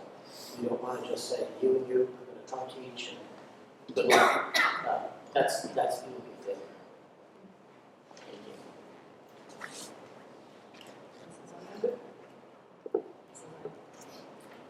I move that the board request the administration to establish priorities and timelines for all recommendations made in the Futures Education Report and provide that information to the board at the April 10th meeting.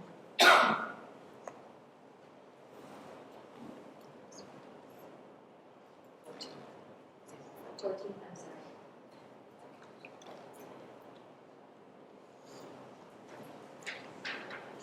Into the calendar, there's going to be discussion about that April 14th meeting, so can we be flexible on the date? How about if I just say, That sounds good. Mr. Holt? Can I just ask to have her read that motion one more time? I just want to make sure I heard it correctly. Sure. You weren't reading it from my... I move that the board request the administration to establish priorities and timelines for all recommendations made in the Futures Education Report and provide that information to the board at their next meeting. Okay, is there a second on that motion? Mr. Clinton? Sorry, I'm still writing. Mrs. Ivey? Can I speak to the motion? I think it makes sense to revisit some of these things, and I'd be very interested to know what the administration's priorities are, and that will help us move forward, particularly with some of the things that you mentioned, and we mentioned the financial pieces. To me, it would make sense to take it piece by piece and keep it a project that's in front of us, meeting to meeting. And to me, this is just a place to start. I'm not expecting resolution or solutions, just to prioritize the recommendations and attach a timeline to them, so we can have a sense of where we're going. Mr. Holt?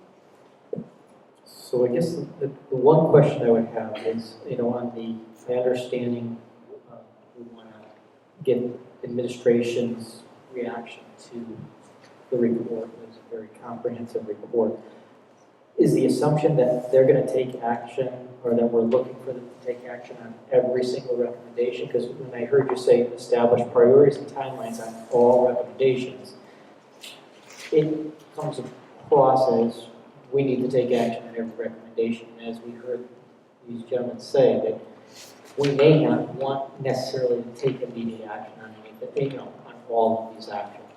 But I think seeing a strategic plan, or seeing some type of a plan of action on how they plan to proceed with the recommendations, I would definitely support that. I want to understand how is administration interpreting this report. I'd like to hear some more about, some of the recommendations specifically around some of the co-teaching models. I think we know we're doing some things, but what is their interpretation of what we're doing versus what is being recommended here? Things like that. Well, I think there's so much information in the report, and our administrators know how to interpret that. It seemed very clear to me. So I was not looking for a plan of action even. I was simply looking for administration to look at each recommendation, and if they give it merit, then it would be placed into a timeline. I don't expect a plan of action attached to it, simply, but I said all recommendations, meaning that the administration may say, we are eliminating the recommendation for whatever. We don't find it necessary or appropriate or whatever. So I'm not expecting anything other than an arrangement of the recommendations, and then a timeline attached to those that the administration thinks are important to move forward with. And by timeline, I just mean those that they think can be done immediately, sooner than later, and then those that will take longer and something attached to it. And the reason I said at the next meeting was because I certainly wouldn't expect the administration to have a plan of action to deliver either. It's just look at the recommendations, which ones do you find appropriate, and then arrange them in an order of priority. I certainly wasn't looking for anything more than that, and then that will help us bite off pieces at a time that we can address based on the priorities of the administration.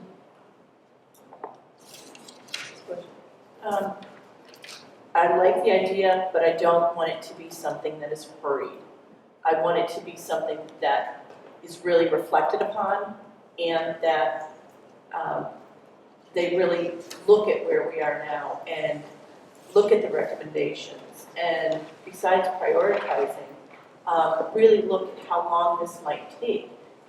It was said that it could be in 1 year, it could be in up to 5 years that we work on this, or 3 years, or whatever. But it is something that I don't want the reflection to be hurried. It's something that you need to have discussions about, open discussions on how it will affect each school, and how, the change would affect our schools in general. So that's one of the reasons I don't want it to be hurried. Can I just say something? I believe the timeline will probably tell us that, what they believe should be done sooner rather than later. Can I ask Dr. Conway through you, please? I'm sorry, what? May I ask Dr. Conway a question through you? Dr. Conway, if you understand my request, which is simply to prioritize recommendations, not game plans, not anything else, so that we can work together with how we're going to attack this, the recommendations that you want. Is the request that you prioritize by our next meeting, is that unrealistic? Is that asking too much? 2 weeks will be very, very tight if we have our meeting in 2 weeks, or that's what it is, isn't it? 2 weeks from 2 weeks from time. The 14th is our next meeting. But I understand the request, and I don't think that that's over the top. We can certainly do that. There were things that we were looking at. I know Mr. Picard had an opportunity to meet with Mr. Labrie like a week before I was able to meet with Mr. Neiman, and so he already had things in his mind, where we can do this, this, and this right away, and move this, and such as moving transportation from the the pupil personnel office downstairs. We can't do that tomorrow, but we will be able to do that over time, so that we won't be able to do effectively this year. But there are other things, so we have been, looking at, I've only had the report for a week, so. But if all you're providing is what recommendations you think that we should be dealing with, and then in what somewhat semblance of order. I think that's certainly something we can do. Mrs. Buell is nodding.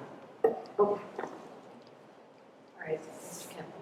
Well, there are findings, there are recommendations, and there are considerations. And I don't want this to be so open-ended that this staff does nothing else but address, because Michelle's motion is just that open-ended. So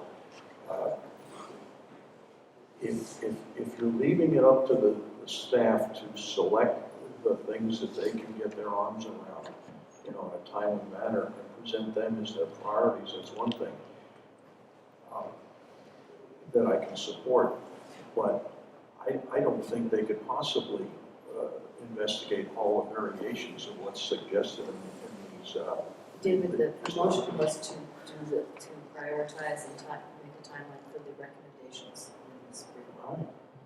Okay, as long as we're on the same page as to what we mean by when we ask the administration to do something. Okay. Any other comments on this motion? All right. Does everybody know the motion? Do I have to read it? Can I'd just like to make sure that I was clear, or I left something out that, no? Okay, I'm not looking for massive work or resolution or a game plan. I'm just looking for a place to start.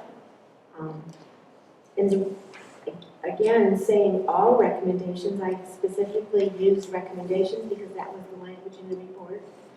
Findings are entirely different. And I thought it would be a way for the board to stay in tune with the administration and what their plan is. And I'm assuming that when the superintendent, if the motion passes and the superintendent brings information to us, that would be an opportunity for the board to support or tweak or whatever the priorities. By no means is it, to me, it's just the first step. It's like laying everything out in an outline. I'm going to attempt to repeat the motion. If I get it wrong, correct me. Oh, can you do it for me? The motion is that the board requests administration to establish priorities and timelines in all recommendations made in the Futures Education Report and provide this at the next meeting. Okay. All right, all those in favor? It's unanimous. Thank you so much for all the time and work you put into this. It's a very comprehensive report.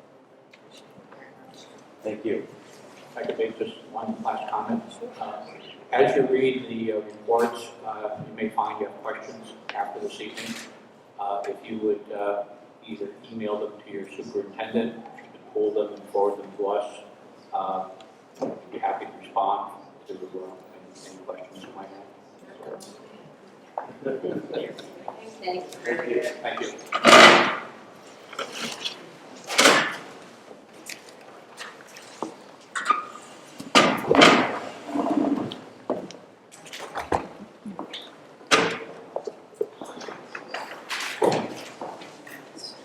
Okay, we're on item 7.6, reports from the Board of Education liaisons regarding attendance at organizations and community meetings. Does anybody have anything to report tonight? Anybody? Yeah, Mrs. Bush. Yes, I attended Northeast School PTO meeting, and there was a presentation from KidSafe, which was an excellent presentation to the PTO and parents. They talked about the different services they have available, including the Juvenile Review Board, and they gave a very good explanation of how that works and how that helps the kids in our schools and our community. They also talked about the People's Bank Finance Program for kids in K-12 and the adults. And it's a program that is available free from People's Bank that KidSafe was letting the schools know about, that can be used to teach the students how to handle their money and how to budget and things like that. And it's something you can just contact them. Any teacher could do that as well as the parents. It's available. There's curriculum and things like that that's available. I just have to say, KidSafe is an excellent program, and they're very willing to help our community, our schools, and our parents. And that was an excellent meeting. And just, other things was all the business and all the fundraising and stuff. But that took a nice chunk of the meeting, and I think the parents really appreciated it. I also attended the K Regional Directors meeting, Board of Directors meeting, and I just wanted to report on a couple of things. We already talked about the delay of the regional calendar. A couple of the things that they have been working on, they've been working with the East Hartford Board Chair, Jeffrey Curry, and he has been going to the legislative offices to testify about putting a cap of 5% on magnet school tuition. And it looks like that is not going to happen right now, but it is something that has been, put out there, and it is something that will probably be revisited by the legislature. And I don't think it's going to work now. And the other thing that might affect us is they're looking at, and I don't think this will be happening right away, but it is something they're working on, is a tiered system for excess cost for special ed, where they'll be able to give us a better idea of our reimbursement. And that possibly might be attached to something in the future, but it is, they are working on it, but I don't think it got out of committee at this moment. So those are things that will help us, that I learned about that our, like Patrice is working on to make sure they're supporting our board. That's it. Thank you very much. Does anybody else have anything to report tonight? Okay, we'll move on to item 7.7, which is their Alliance District Fund grant application. Thank you. You have a highlighted sheet in your packet this evening. Mine is hand highlighted here. And so in the highlighted items were items the board spoke of at your last meeting as more or less priorities or givens. The one thing that I've added and I also highlighted was the second to the last item under academics. And that was Grad Point 40 licenses at Rockville High School for online learning. Mr. Rocket has requested this. The summer school this year will be a blended learning, students advancing their studies as well as recovering credits. And so they are looking for that license. As you can see, it's rather expensive. There will only be 40 licenses, however. So that is a priority for the high school. All of that funding that is highlighted comes up to $516,630. You can see that there still is a little over $300,000 left in the grant. So the next page has three areas. The top area are the literacy materials, $198,000. Those are recommended by Mr. Gussie, and all by Mr. Gussie.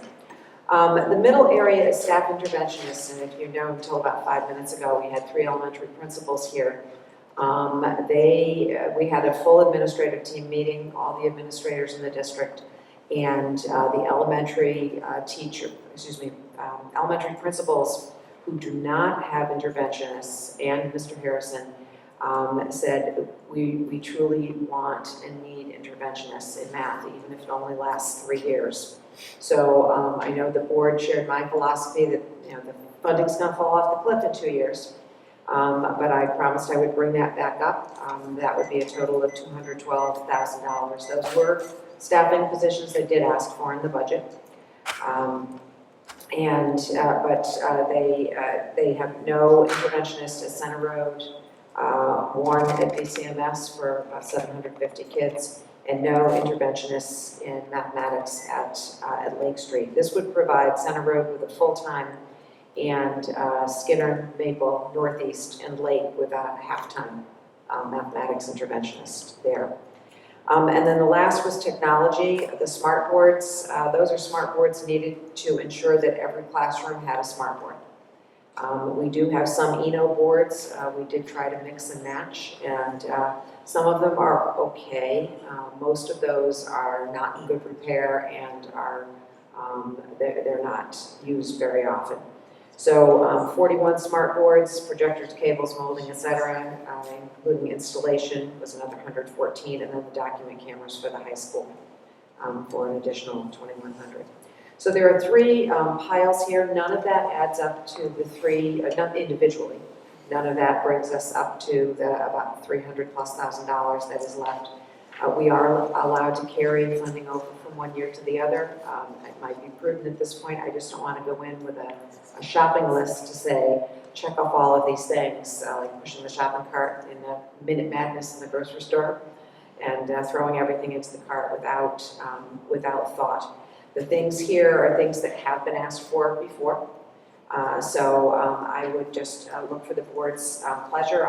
My suggestion would be to take one of these or one of the first 2 and perhaps some technology if you wish.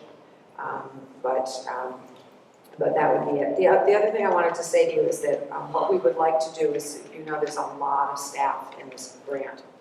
And so after the Alliance grant is done and the budget year is over, we would like to take that entire list of staff and tell you what positions we would like to add in next year, if any, and then what the following year. And then the following year is actually the first year without the grant. So that would be the following year, the last year to pick people up as they fall off the cliff.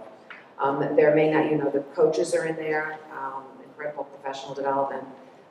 We have reading interventionists, reading recovery teachers. We have pieces of psychologists and social workers, and you know, there are a lot of things in that grant in terms of staffing that we really want to look at and prioritize. So we're going to bring that back to the board right after, so it'll probably be in August or September, to share that list and ask you to make a commitment to say that you will agree with this or won't, or what, so that we can start to plan to really divest ourselves of a lot of the staff members or to add it into the local budget. So we've still got the commitment for another year for kindergarten teachers as well after next year, one more year after that. So but we didn't want to go whole hog into anything, and to leave a little bit would be a good thing. So I would leave it to the board. Mr. Holmes. My question on the staff interventionist, is that, when we were listening to this earlier presentation, is that how we're doing some of this co-teaching? Are some of those interventionists participating in some of that co-teaching efforts that they were referencing that we're already trying to do? No, interventionists serve students. Students. So they work one-on-one with a student. They might go, instead of pulling the student out for reading, they might go into the classroom and take a little group, but they're not co-teaching with the teacher. They're working on the individual skills. They're doing tier 2 intervention, really, so they're taking small groups. Oftentimes, in this particular school, they take them to the reading room out of other classes, out of other subject areas. I'm sorry, before we entertain any other questions, I think we're going to need a motion to extend our meeting because we only have 5 minutes left. I'm sure this is going to take 5 minutes. Mr. Poole. Motion to extend until we complete our business this evening. Is there a second? Mrs. Arndt? All those in favor? It's unanimous. Thank you. So just to follow up on my I support the interventionist positions as, they're the ones that are showing us if we can make more progress with these students that need those extra supports. And I think we've heard it very clearly from the administration that the reading interventionists have made some big differences. And I support the math as well. Mrs. Bush. I definitely would support the math interventionists. That is what the administrators are saying we need then, and I know the benefit of having the math interventions. We also have Common Core and all that, which a lot of the kids have, a lot of the kids in maybe third grade and up have not had the background of years of the different categories of their different subject areas of teaching and stuff as well. So we're doing a little catch up. So I definitely can feel that using this for a 3-year period, I know we don't like to we're not trying not to add people, but I would wholeheartedly support putting the math in the budget, definitely. Now, is this something, question to you, I know we had looked at the libraries and stuff like that. Is that even a higher priority than putting libraries in the classes and stuff? Not according to the elementary principals. They want that direct instruction with the student. Okay, that's what they said, even if it has to end in 3 years, we've at least gotten 3 years. Okay. So I will support their request.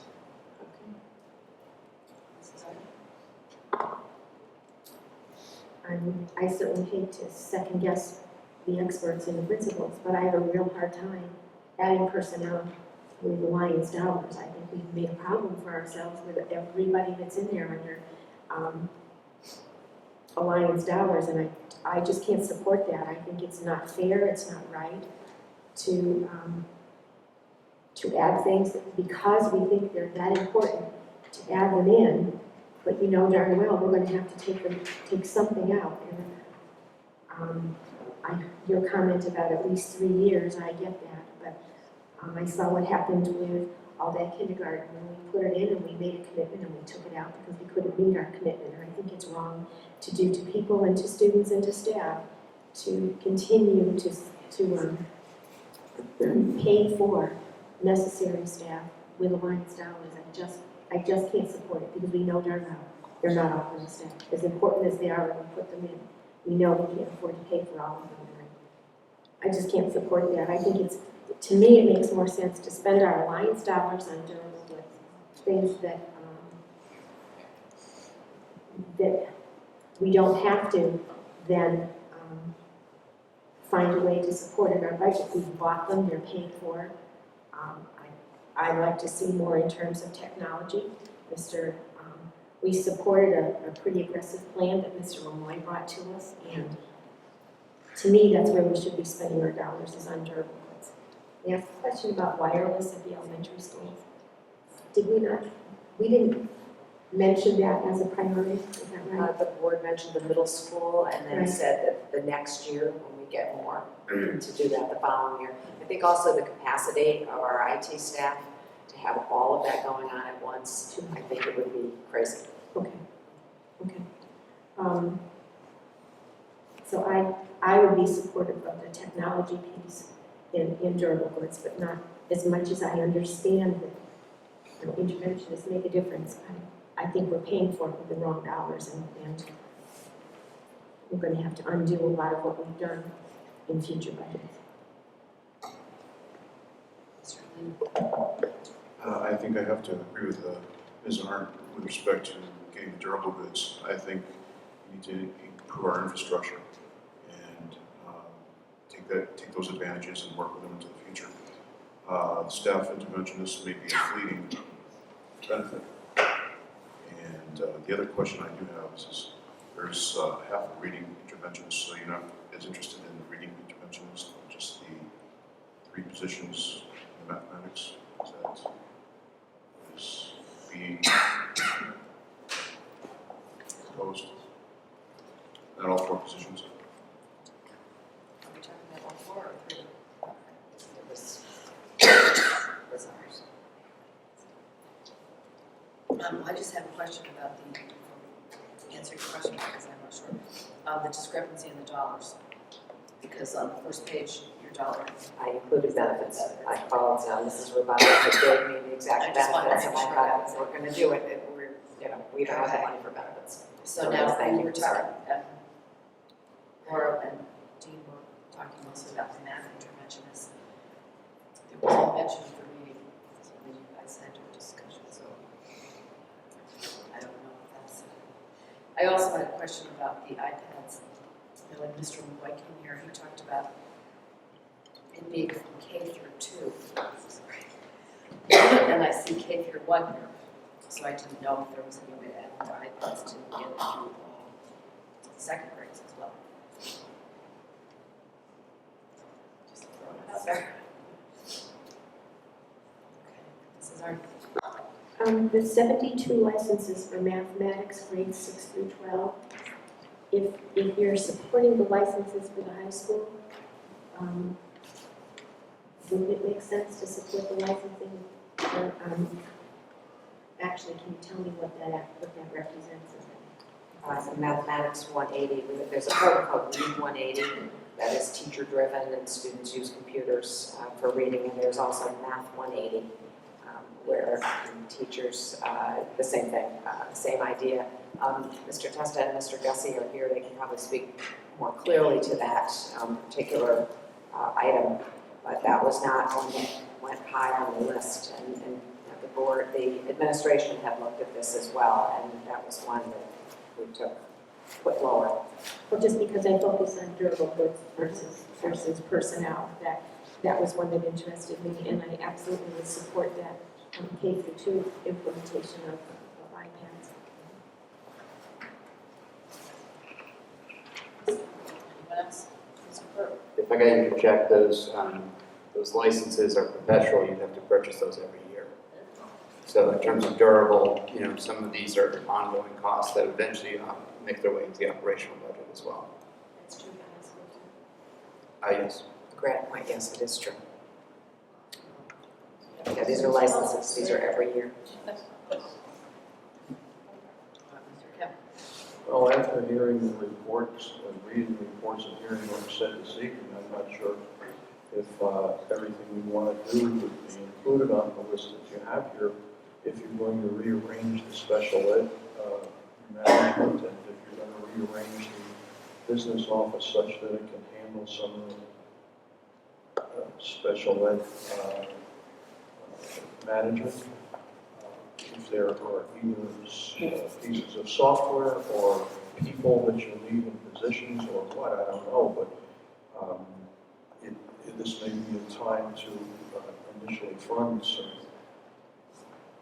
items or positions that we hadn't considered until we read these documents, heard these presentations. Anyone else have anything to say before we make some motions? I'm not sure what the motion is supposed to be, but I'm not very happy about this Dean of Students inclusion here. I just don't like the word Dean of Students, and I understand what you're trying to do. If anything, I would totally change the name of what you're trying to add in terms of the title, because what you're really after is a discipline enforcement specialist. If that's what you're trying to accomplish, then call it that. I'd even go so far as to say an elementary discipline enforcement specialist, certainly not a dean of students. That, I don't know what that is. And 5 years from now, the board members sitting here would take a totally different view of what that might mean versus what you told us it was supposed to accomplish. So let's call it what it is. And I would expand its breadth beyond Maple Street to be able to be utilized throughout the elementary schools, not necessarily just one location. If you're to approve this position at all.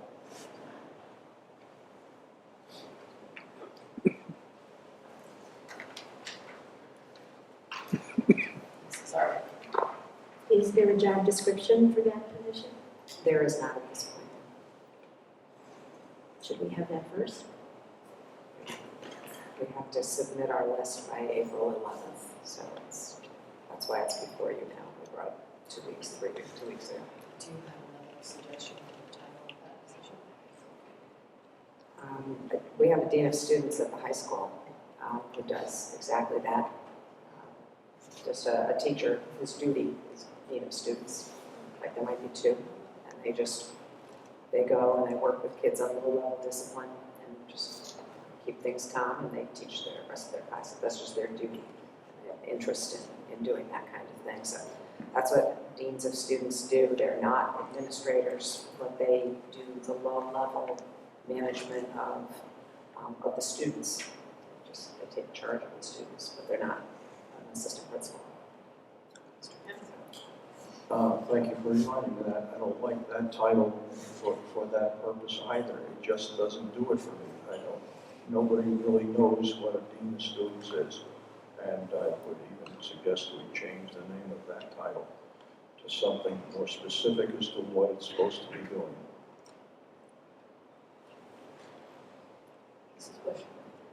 That position is more of a social worker or a school psychologist as well, because that's like a behavior modification.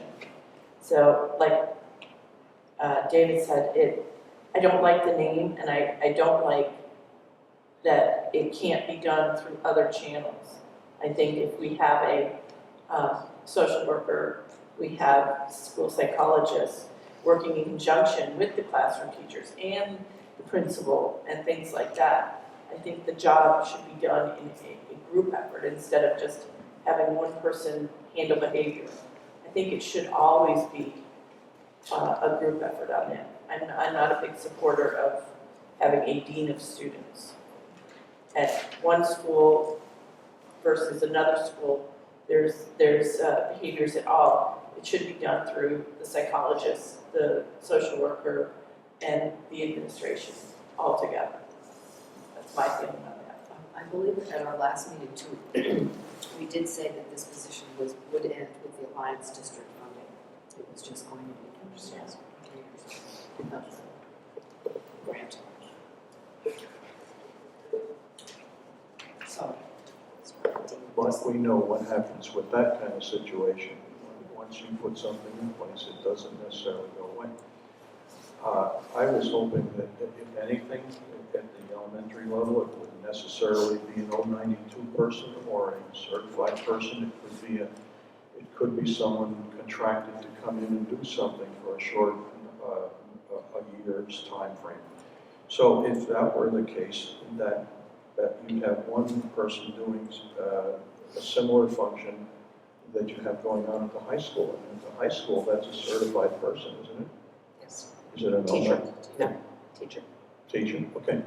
So if the idea is to deal with discipline, you don't necessarily need to have a certified person doing it. If a student is to be suspended, you have to have an 092. You have to have one. An 092, an administrator certificate to suspend the student. Well, then let someone else suspend them. That would be the principal. That's why we're looking for a teacher.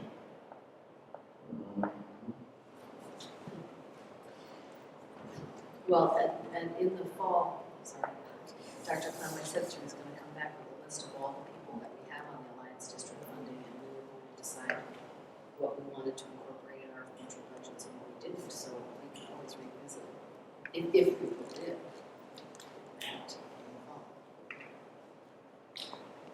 Mrs. Arthur.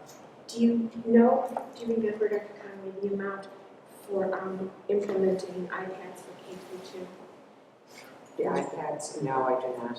It was, they had given the K through 2 numbers, but it was K through 1. I was corrected on the form, on our form by the administration. They said that was just K through 1.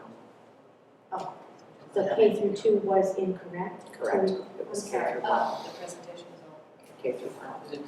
They would like 2 as well, but the number was not given to us for 2. Yeah, but in keeping with my theme of durable goods, prefer to add dollars to that 15,000 then to achieve the implementation further out than we. I mean, it's still part of the technology plan. We would just be achieving it a little sooner than later. I don't know whether it's appropriate to just pick a dollar amount to add to it, or if we doubled the 15. I don't know how to do that.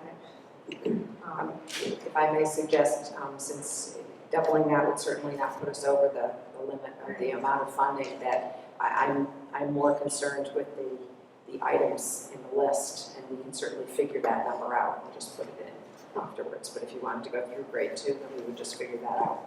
This is 15,000 is not. It is 3 out of 5 schools because we have enough for 2 schools. So it's 3 out of 5 schools. So we could 5,000. We could say that we want you to include funding, since there is room there for five schools, or for K through 2 and 5 schools. Yes, we could do that. Okay, I think it's time to start on our list here. Mr. Poole. I'd like to first make a motion that we approve the items that are highlighted on the initial page as the base starting point. Is there a second? And to amend the wording for iPads for full K to 2. That's the with that. Is there a second on that motion?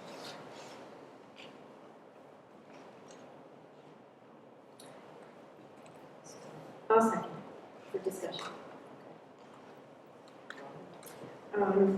I'd like the iPads for full K through 2 implementation in the 5 elementary schools to be included as the language. And it sounds to me like we're hung up on the position called Dean of Students. If I'm interpreting it correctly, then could I move to divide and we move that from discussion for now and approve the rest of the list? To divide. Second to the move to divide, Mr. Polina.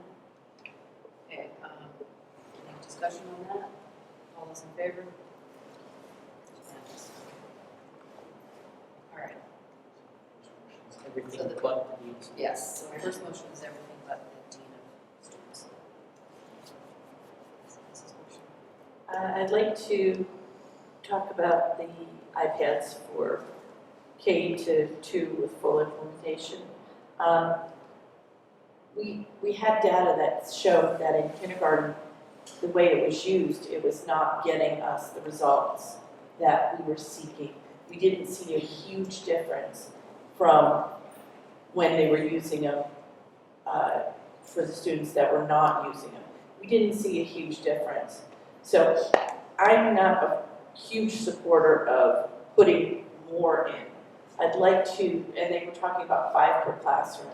Why couldn't we lower the number to 2 or 3 per classroom? Because when you work in a small group, you don't need to have a full echelon of iPads. Sometimes it's just a center, it's just a 2-student center that they would use it for. So it's not a ton of money, but I don't think it's that high of a priority. I think that K-1 implementation would be acceptable. We did not see the results we're looking for using that. Mr. Burns. If I may, through the chair, just a couple points here. Approximately, to put in the iPads into 2nd grade, the other level we're going to do for 5 per classroom, somewhere between $40,000 and $45,000 to fully implement that, in addition to the number that's here of $15,000. So that total would be approximately $60,000 K through 2. Some other points, if I may. On Friday, we had Mr. Lemoy gave a professional development session to approximately 20 K1 and 2 teachers. He said it was very successful. The experiment that you're referring to, that for I guess it was last year, in which they introduced those iPads, it's different than what the model that is going to be proposed or actually going to be utilized from this point forward in our K-1 classrooms, where it's going to be small. It's going to be small, as you said, centers. If we refer back to the futures report, one of the things we have to look at is our SRBI model and those interventions. And there are many, many programs that are out there, especially in early literacy and early mathematics, that are specifically targeted for very specific skill sets for individual students. So if we have a very good assessment system where we're judging where our students are at the beginning of every unit, then we can target those interventions. So while I'm working with a small group as a teacher, with one-on-one interventions, we know that the technology is very engaging for those students. So I can really pay attention to these students over here while this group of 5 is doing customized work for those individual students, and then maybe going up to monitor another small group that's in another station. So it's not necessarily the fact that the iPad is this amazing intervention tool, but what it is very engaging because students find it very easy to use. Having a kindergartner, playing on my iPad, I know that she can easily manipulate through different programs and put in specific things that are for her. So it's not. I think if we were to think back to that previous study, it's not necessarily the panacea that we're looking for, but it was another tool to put into our SRBI toolbox. Can I ask how the price went from 15,000 to 45,000? We're not fully funding, with this 15,000, we're not fully funding first grade. This is to bring us up to that level. So we're approximately 100, and I believe the number we need is about 125. So that would bring us up to that 125 to fully fund K-1. To add an entire the grade, that's what it would cost to fund the full grade. This is our So $60,000 would do what we intended, K through 2, full implementation, 5 schools. The original intent was K-1. I think that was a typo. The original. We've always been talking about the iPads in K-1. For 60,000. No, for 15. If we did K through 2, it would be 60,000. But he's saying that the proposal that was presented to us a couple of meetings ago was always K1. Was always K1. Okay. So 15,000 would fully implement all 5 schools. K and K. per. Okay. Anyone else have, let's see. Okay, so your motion still has the iPads for K through 2. Yeah, the dean's a second. And the dean is divided. All right. So let's vote on the first motion. That was the highlighted items plus the iPads for K through 2. All those in favor? Oh, sorry. Yes. I want to be sure I'm understanding, Mr. Berger, I'm sorry. Does Mr. Lemoyne not want to fund second grade? Or the presentation was simply K? Our original proposal was within reason. We had enough to do all of K and part of 1. So our proposal, acknowledging the list is over $1.4 million that we would ask for the additional funds to fully implement in K and 1. And when the list came out, there was a typo that said K to 2. If the board is interested in that, and now mind you, we've been discussing this with the K1 teachers. We've not discussed this with the second grade teachers. So it would be premature. Would that be something, excuse me, by Mr. Gussie and Mr. Testa, with any impressions on second grade teachers? I'm sure the second grade teachers would welcome the added resource. However, no, we haven't had those discussions with them about how they would use them in the classroom yet. If I may, one more point. At this time, we are going to be able to, after the PD on Friday, the teachers there, along with the input from the building principals, said instead of saying for the rest of this year we could implement the 5 in each kindergarten classroom and only a couple classrooms in first grade, they were going to divide those equally. We could get 3 in every K1 classroom from now to the end of the year to take the professional learning they have now to follow up in April, whether we have the additional professional learning and in May. So it's going to be get the ball rolling this year and then fully implemented next year. I'm going to move to divide out iPads from my highlighted list, so that would be a standalone item. Is there a If second? I can get a second. I second that.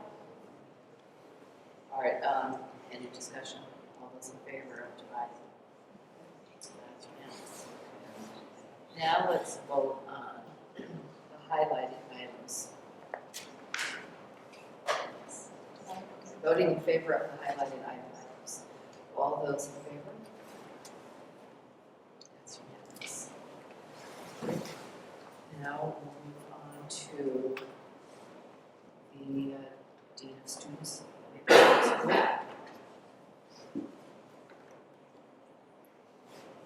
anyone want to make a motion on that? I just couldn't hear you. The Dean of Students at Maple School, well, I guess there's a motion to divide it, right? Yes. Well, I'll move that we change the title to Elementary Discipline Enforcement Specialist. What about Dean of Discipline? I don't know. Suggestion? If I may, respectfully disagree. That is a common term used in the education world, with students. There's clear definitions out there. Every district that I've been in has had at least one dean of students at the high school, middle school level, and occasionally the elementary level. And I would prefer to not, against my professional opinion, to not pigeonhole that person into discipline. Because that is not the direction that we go in the district. We are more about positive behaviors, and to pigeonhole them into the idea that you're strictly dealing with discipline, I think adds a negative connotation to that. A dean of students at the elementary level would be seen as an added asset that would work with the folks in the building, work with the leadership that Ms. Gandalf has already established in this building, that we hope that our new principal, Ms. Trantola, will be working for, and collective discipline, rather than just saying, well, I'm a teacher, now I'm going to be sent to the dean for discipline. It's how do we increase the culture of excellence in this building, and how do we increase the knowledge of all of our teachers and all of our staff to deal with the issues that have been cropping up in this building. And if I could say that, yes, we would like to have staff in every building, but we know that in this particular building that there's an added need. So that's another reason why we're recommending it for this building, and specifically also to support our new principal into their role to ensure that they're successful in that. So I, professionally and personally as well, I would say that that title, anything we put in discipline, that's not going to add to the culture, spirit, and the positive atmosphere that's been growing here this year in Maple Street. One final point to Mrs. Bush's point, that yes, we do have psychologists and social workers here, and they're doing a fantastic job. This is another support person, acknowledging that a lot of times we have to transition students into school, and that would be part of this role for this dean to help with that transition and to help students understand that there's positive behaviors and negative behaviors for them in the building. Thank you.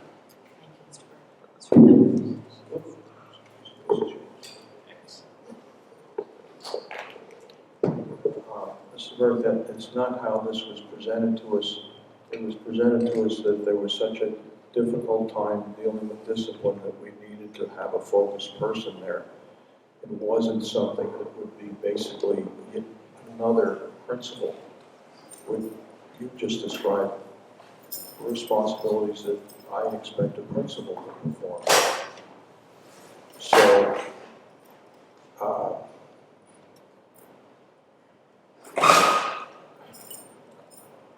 I just don't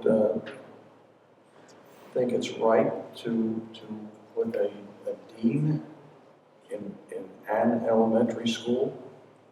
I would suggest that there will be other elementary schools who will also want one.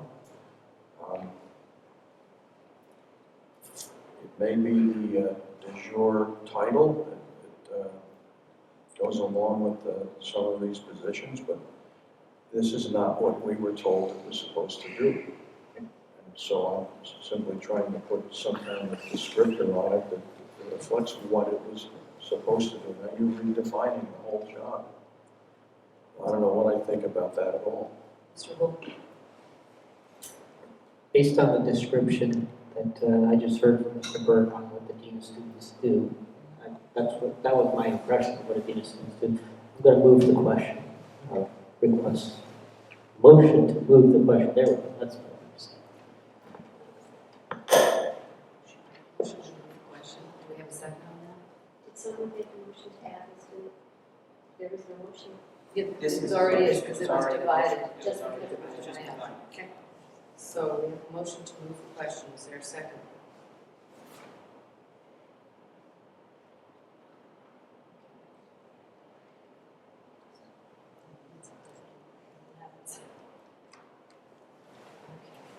So we need to have further discussion on this. Mr. Clean. And with respect to the integral way it's been described by Mr. Burke, it sounds to me that this is not going to be a 3-year position, this is going to move to a more permanent type of position that will not go away in 3 years.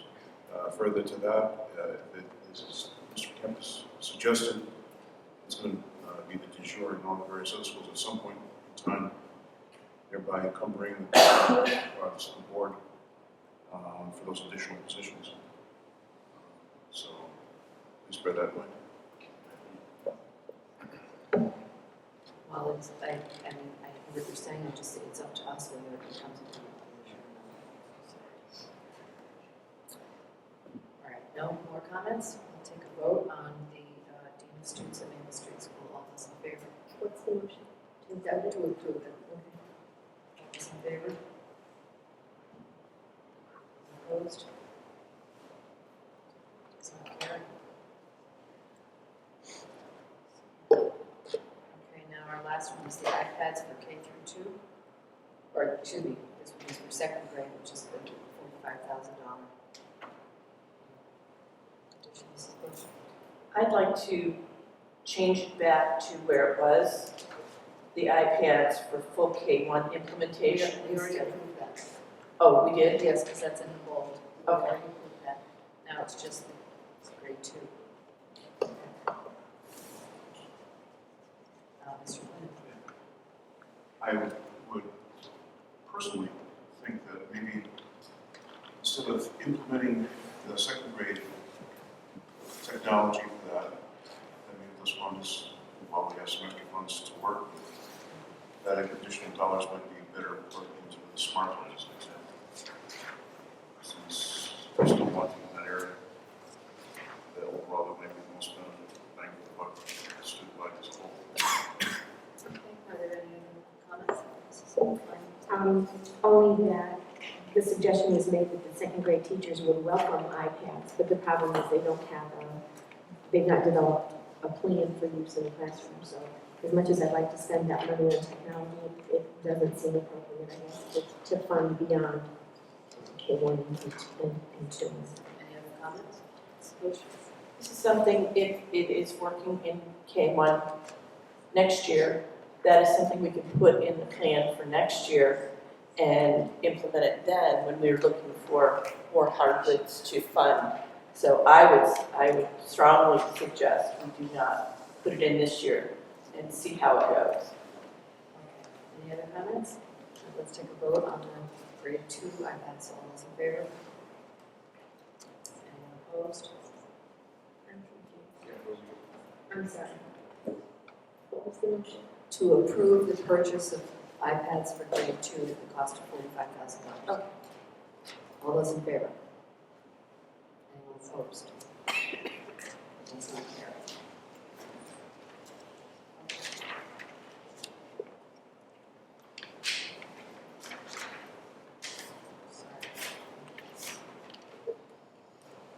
Okay. Now we're on to the second page. Mrs. Bush. Well, I'd like to add the intervention, the math intervention, I never say that word, interventions for Center Road, the 1.5 at Lake Street, and the 1.0 mathematics interventions at the middle school. I am making this an emotion. Is there a second?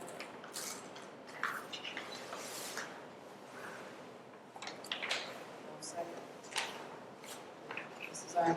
I'd like to move that we add to the budget, to the Alliance dollars, $116,246 for the implementation of smart boards and cameras.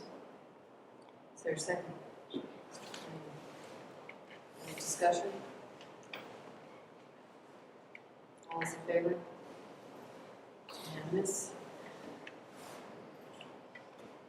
I don't know if any of us have calculators, so let's do our dollar-wise.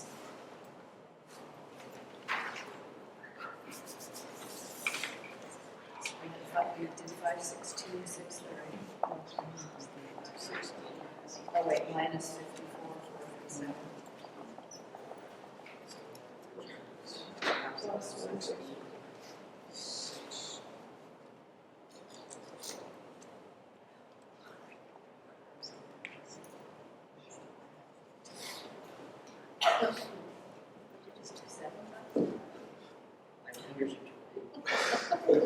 It's 516,630.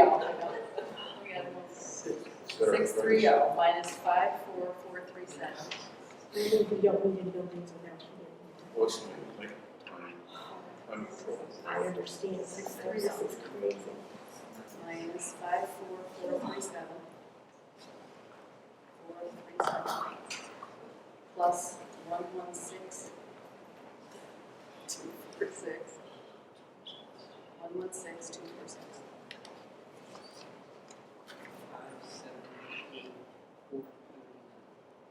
No, it's gotta be more than that. So that was what I'm saying. But if it's 516, we just added 116. All right. Okay. All right, so what's the number? 578, 439. all right, and we had 825,175.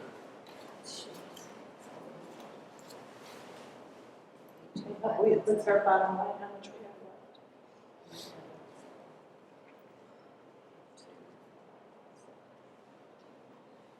$246,736.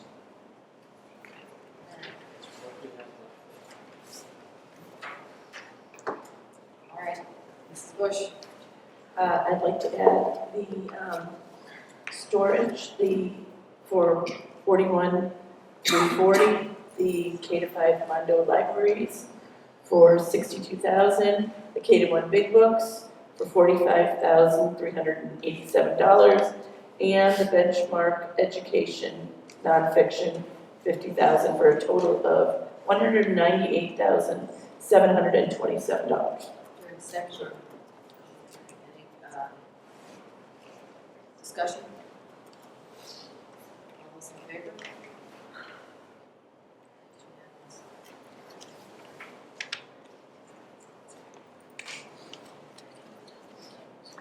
Yes.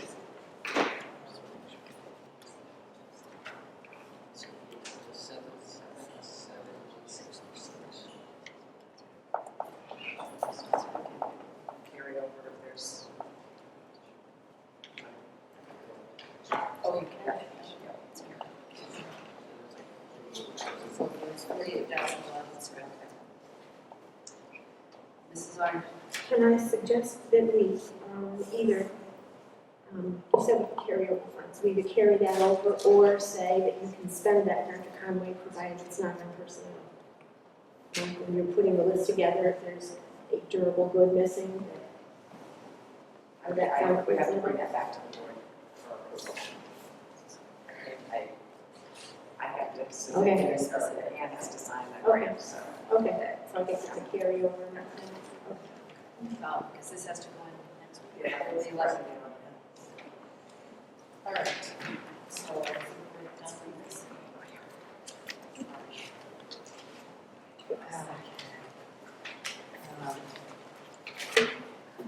Item 7.8. We can do it next meeting.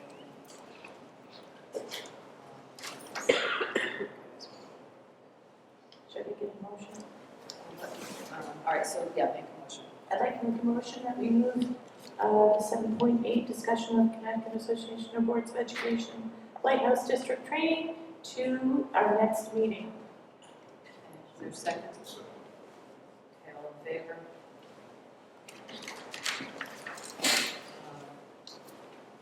Now, our next item is 7.9, discussion of matters of this being an executive session. There will be no vote taken. So we could move to item 8.0 and do 7.9 after. So 8.0 is to review and update the Board of Education calendar. Does anybody have anything for the calendar? We did want to discuss the possibility, because our April 14th meeting will just barely make a quorum. If somebody's sick, then we won't have a quorum, so I'm just going to ask what you think about canceling the April 14th meeting and having our last meeting in April cover what would have been both agendas. What are your thoughts on that? Can it simply be rescheduled, or does it need to be canceled? I mean, it could be rescheduled, but I don't know if there was that much on the agenda for that night. The next Monday is Lighthouse District training, and then the next Monday is regular board meeting, so it would have to be rescheduled to A different night of the week. a different night of the week, right? And it's spring break that week. That's spring so- break, right, that's our problem. Mrs. Fisher, what we had so far is that Dairy Council is going to do a check presentation. I'm worried about only 5 board members, and if one happens to be absent, I was going to ask you to set the date for graduation.